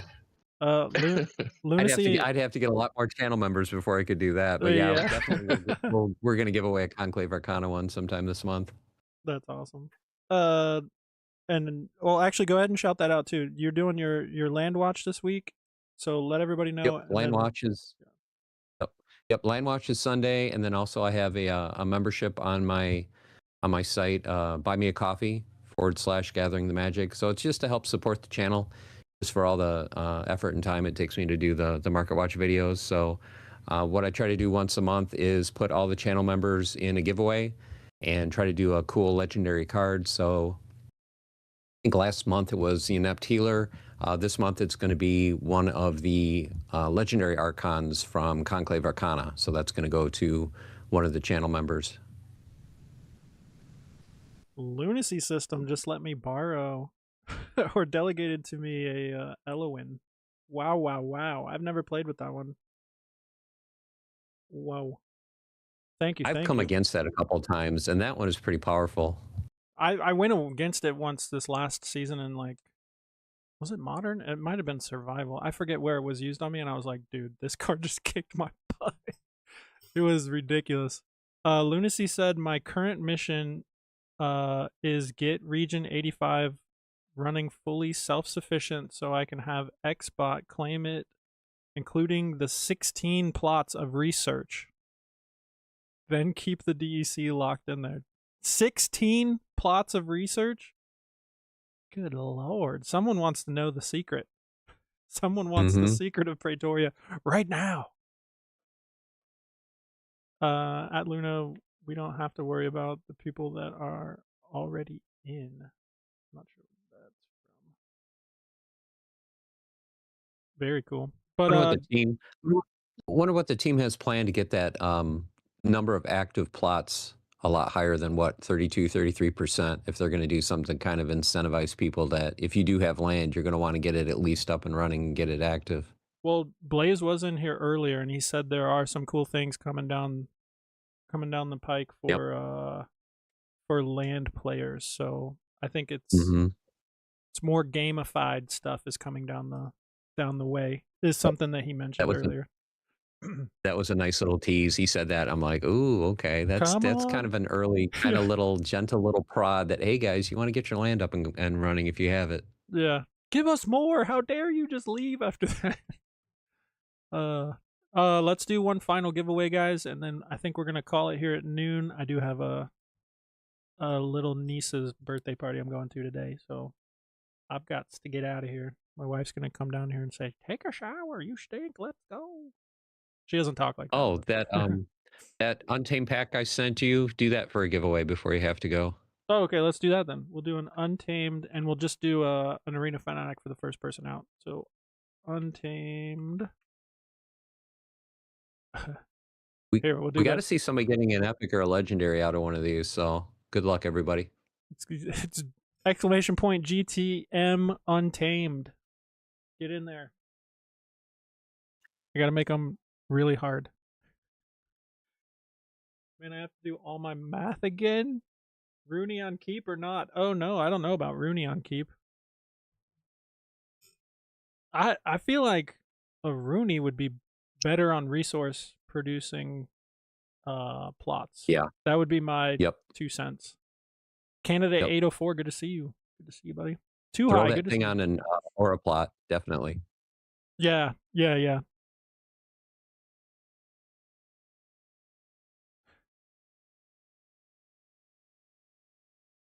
you gotta put the exclamation point there. Eye blast. Don't forget.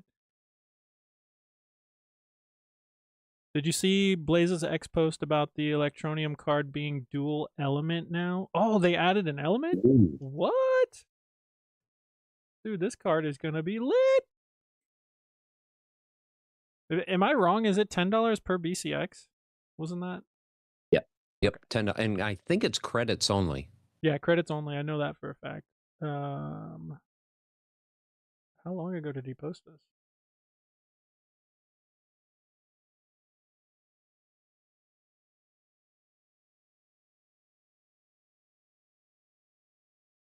Blaze is posting like crazy lately.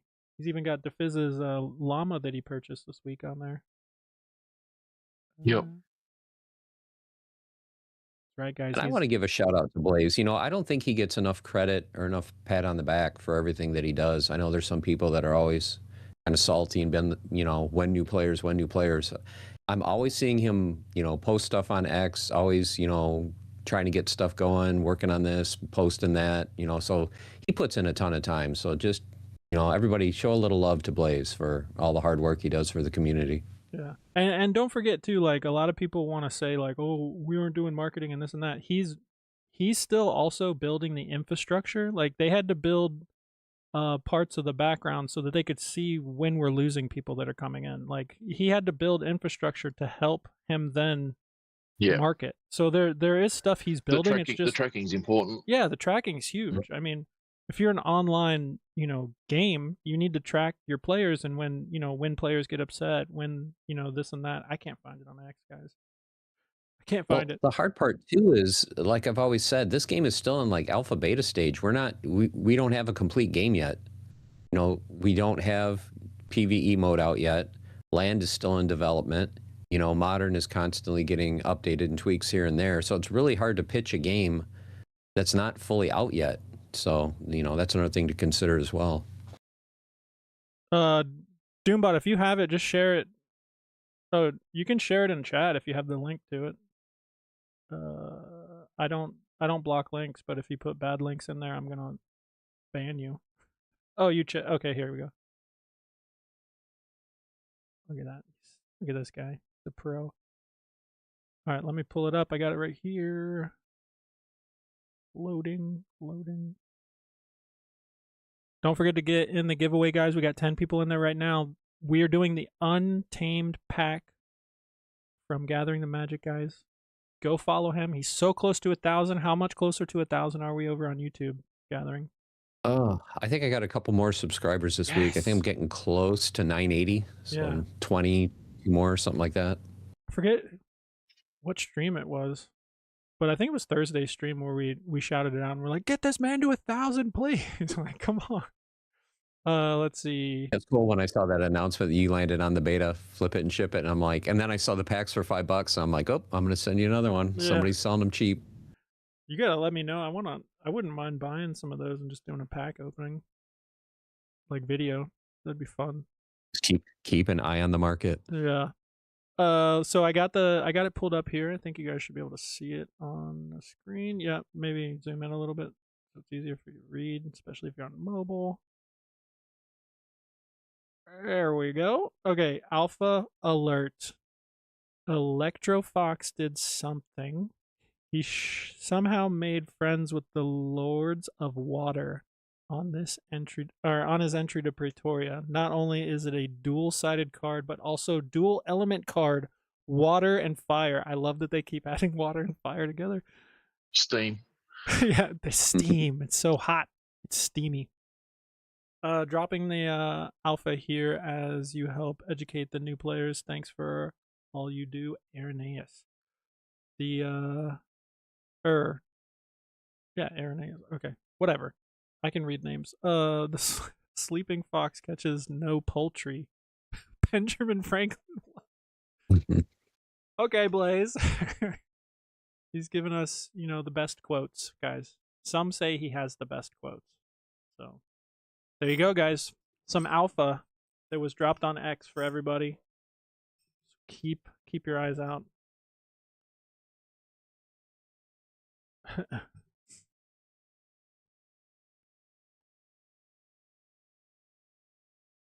Let's see.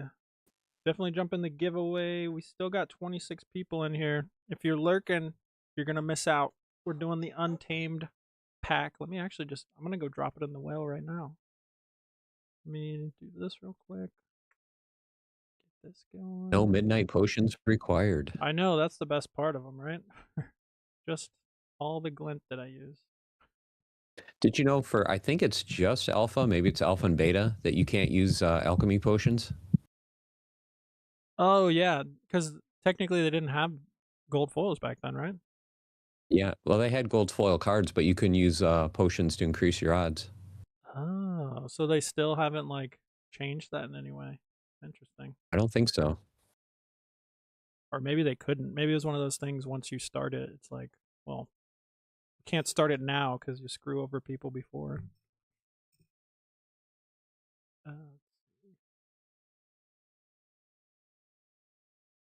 Boom.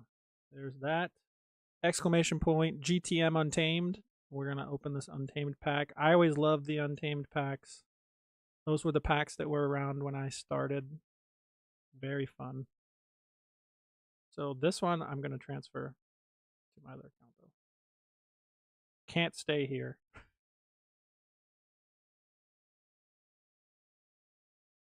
There we go. Over to my holdings account. Back. Bam. Okay, here we go. Those are on. Perfect.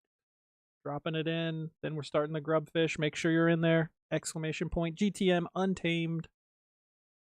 Definitely check out the Land Watch this Sunday. What time? Do you have a certain time Sunday, or is it just when you're done editing? Usually it's early afternoon. Usually I have it done by 2 or 3 p.m. Eastern Standard Time, so it doesn't take me nearly as long as the card one. So yeah, and the card one just keeps getting longer and longer. Yeah, I know. At some point, I'm going to have to get it down to 3 parts, probably. You might have to split yours up into different chunks of them too. Yeah. Like at some point. point. Yeah, wild and then modern. Yeah, wild. Yep. Although wild at some point is going to get so big, you're going to have to split that one up too. Mm-hmm. All right. Let's go to the grubfish. We got 11 contestants in there. Make sure you're in there. Is King in there? King is in there. All right, here we go. You guys have a good chance of getting this. Dafiz, you in there? Oh, yeah, you're the first one in there. Duh. All right, here we go. Duh. Duh. Gathering, you're not going to get into this one? No, it's for you guys. Okay. Here we go. Let's get it started. Boom. 11 people. First one out gets an Arena Fanatic. Top 5 are going to get one of those cards. Hopefully we see something gold. Look at Too High just bouncing around everywhere. I don't have anything. Canada going with the spin. Canada, hope you're doing well today, man. Good to see you. Good to see you.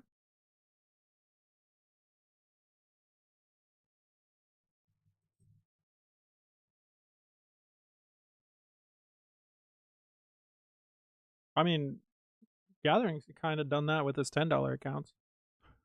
Yeah. Yeah. You can make a little bit. I mean, of course, if I went more hardcore and played every day, you could make more, but it all depends how much time and effort you put into it. Yeah. And it depends, too. A fresh account, are you putting any outside money in, or are you just buying the spellbook? Yeah, that's the real question. And you started both $10 accounts before they started doing the dollar packs, right? Like Yep. when you bought the spellbook. So you started even behind the people that are starting now. I think the first one I did was summer of 2022, I think, with Gedfer. Yeah. And then my newest account I did last February. So a little over, 15 months or so. Yeah. And then, of course, they're like, well, now if you buy the spellbook, you're going to get this and you're going to get that. We're going to give you some SPS rental for a little bit. All right. Dafiz was the first one out. So you're going to get a regular foil Arena Fanatic. And look who came in first place, Mr. Eyeblast himself. All right. Joe, if you can give me a number between 0 and 10, and I will shuffle the set or the wheel here. I think he normally goes 3. I can't remember the number. You guys all have your specific numbers. I think Dafiz I finally figured out was 7. Usually. Got it. Nailed it. It only took me months. I think for Joe it's usually 3, but I could be wrong. I'm going to do 2 if he doesn't answer shortly, though. Gotta go. I gotta be out of here by 1. It's already noon. Oh, do you got to go Molan today? No. I'm a 3 guy yet. No, I got my niece's birthday parties at 1. Oh, cool. Yeah, and then we're doing a church event this weekend, so my wife is making a tres leche cake, which is the 3 milks cake. Oh my gosh, so good.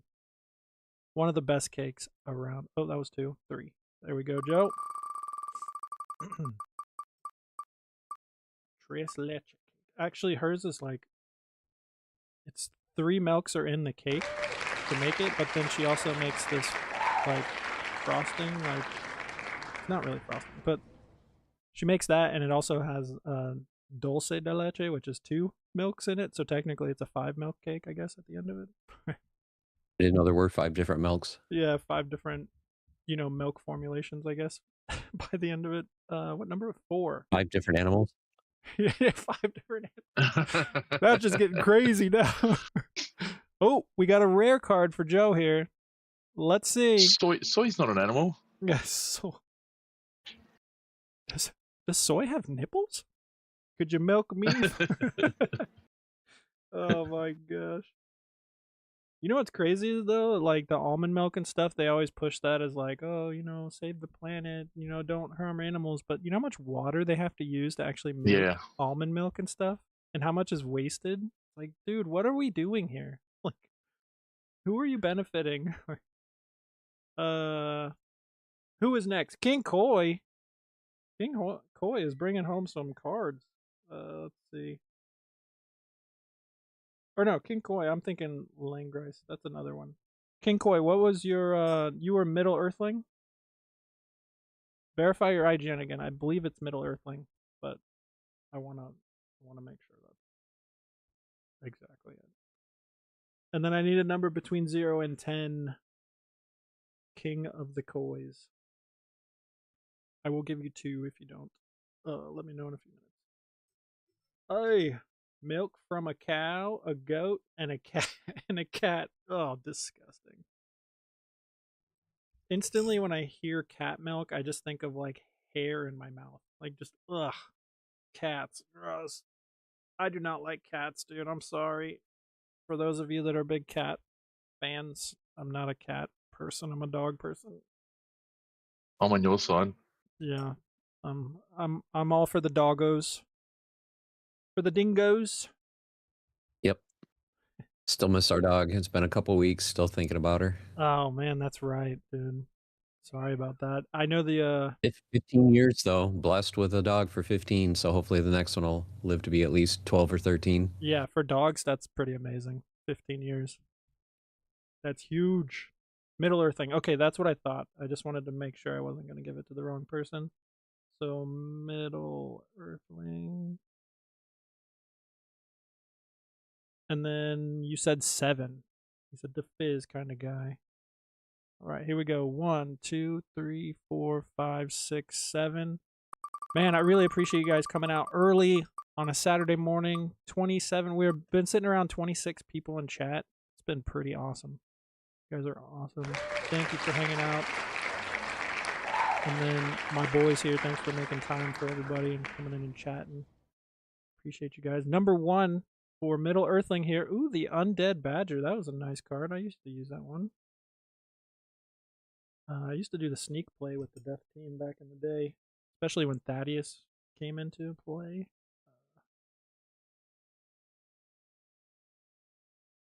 If I remember correctly, there wasn't a death play that you could do back then where you could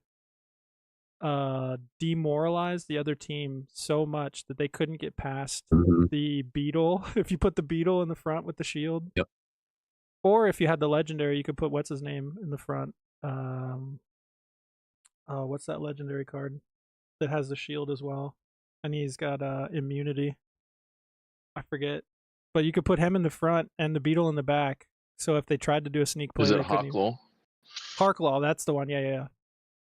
So I remember you could do that, and oh man, that would piss me off when people got me in that. But you couldn't do anything. It just wouldn't work.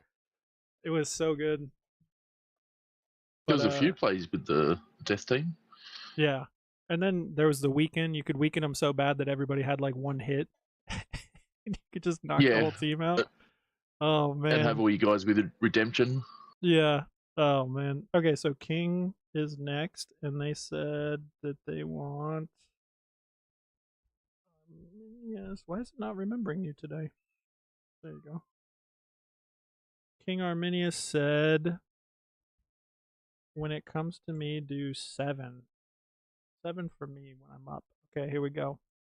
1, 2, 3, 4, 5, 6, 7. Yeah, there were a lot of fun plays back then. Chaos Legion death plays. I think that's why I liked them so much. Yeah, that was always my favorite Splinter was Death. Yeah. Plus the cards, a lot of the cards just look so cool too. Number 5 for King is a Mantoid. There we go. And then in 4th place we had Lunacy. I think Lunacy said 9. Lunacy. Oh, the Lunacy system. Let me put it in the right way so that I don't mess it up later. Yeah, I'm getting ready to go too, sir. Are you all dressed and ready? You're not even dressed yet, dude. Oh my goodness. How can you see me? I don't have a camera. Oh, you're talking to someone else. Oh, put your pants back on. Let's see. Remove this. Lunacy said 9, right? Yeah, 9. Okay. 1, 2, 3, 4, 5, 6, 7, 8, 9. I'm so glad I'm not one of those people that sits here with like no pants on or anything in streams, because I had to get up the other day and didn't even think about it, and I was like, dude, if I wasn't wearing pants right now, that'd be so funny. Oh man. Okay, number 3 for Lunacy is ooh, Serpentine Spy. That also is a good card. Yeah, I love that card.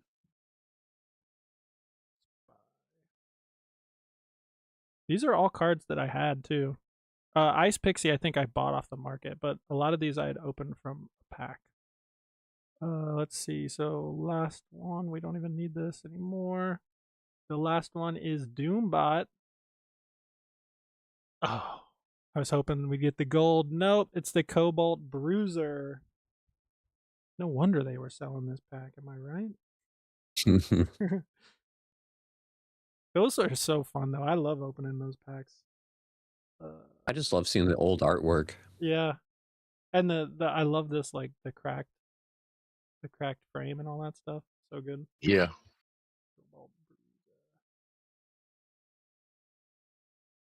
All right, guys. There's that.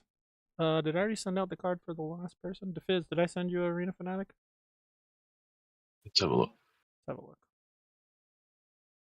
You gotta write it down if not. Nope. Oh wait. No, I sent you the gold one, but I didn't send you the regular foil. All right, guys. Yep. That's it. We're done. We gotta call it. Let's go out with the Cloveria song. Again, big shout out to you two and Land Guy for coming by, hanging out. Appreciate you guys for sticking around and chat. I don't think anybody else is streaming right now. Let's double check that real quick. Yeah, I was going to ask you if Buns is streaming later today. I know he usually does something on Saturday. I know his is a big maybe because he had that surgery for his Ooh, that's stones. right. He wasn't able to do a Ooh. meeting that we had earlier this week, but he might be able to do. Or I don't think he was able to do the glint train yesterday, but he might be able to do the stream today. I'm not sure. But you guys should definitely check and see if he is going to be running his stream. It's usually around 2:45, 3 o'clock Eastern time. So if you guys have time, definitely check it out. If not, Joe B. I Blast or Joe Blast usually streams on Saturdays as well, so keep an eye out for him. I think I'm just going to send you guys over to Muffin Trucker's channel. Go over there, earn some points, and you can get Splinterlands stuff from his channel points. So definitely if you're new players or if you just hang out on Twitch a lot, earn your points, get some stuff in the game. Gathering the Magic and Dafiz, why don't you guys shout out your stuff real quick and then we'll call it a day. Okay, once again, Land Market Watch is tomorrow on Sunday. So every week I do a Market Watch, alternate between Card Market and Land Market. So Land will be tomorrow. Also, like I mentioned earlier, have a way you can support the channel on Buy Me a Coffee. It's in the link to all my videos. So if you are interested in becoming a member there, which is greatly appreciated. Help support me and all the time I put into making the content. And also, if you are a silver member, you get to ask me any Splinterlands question that you would like a video on, and I will make a personalized video just for you. And also do monthly legendary card giveaways for channel members. So once again, thanks guys for all the support. Awesome. And then Dafiz, go follow Dafiz on on X and Yeah, all on the X. other things. And Hive. Dafiz. Yeah, X is fine. All right, guys. Like I always say, take care of yourselves, take care of your family, and I love you guys. We'll catch you later. Bye. See y'all. See ya. All right. And then YouTube and Rumble, thank you guys for hanging out.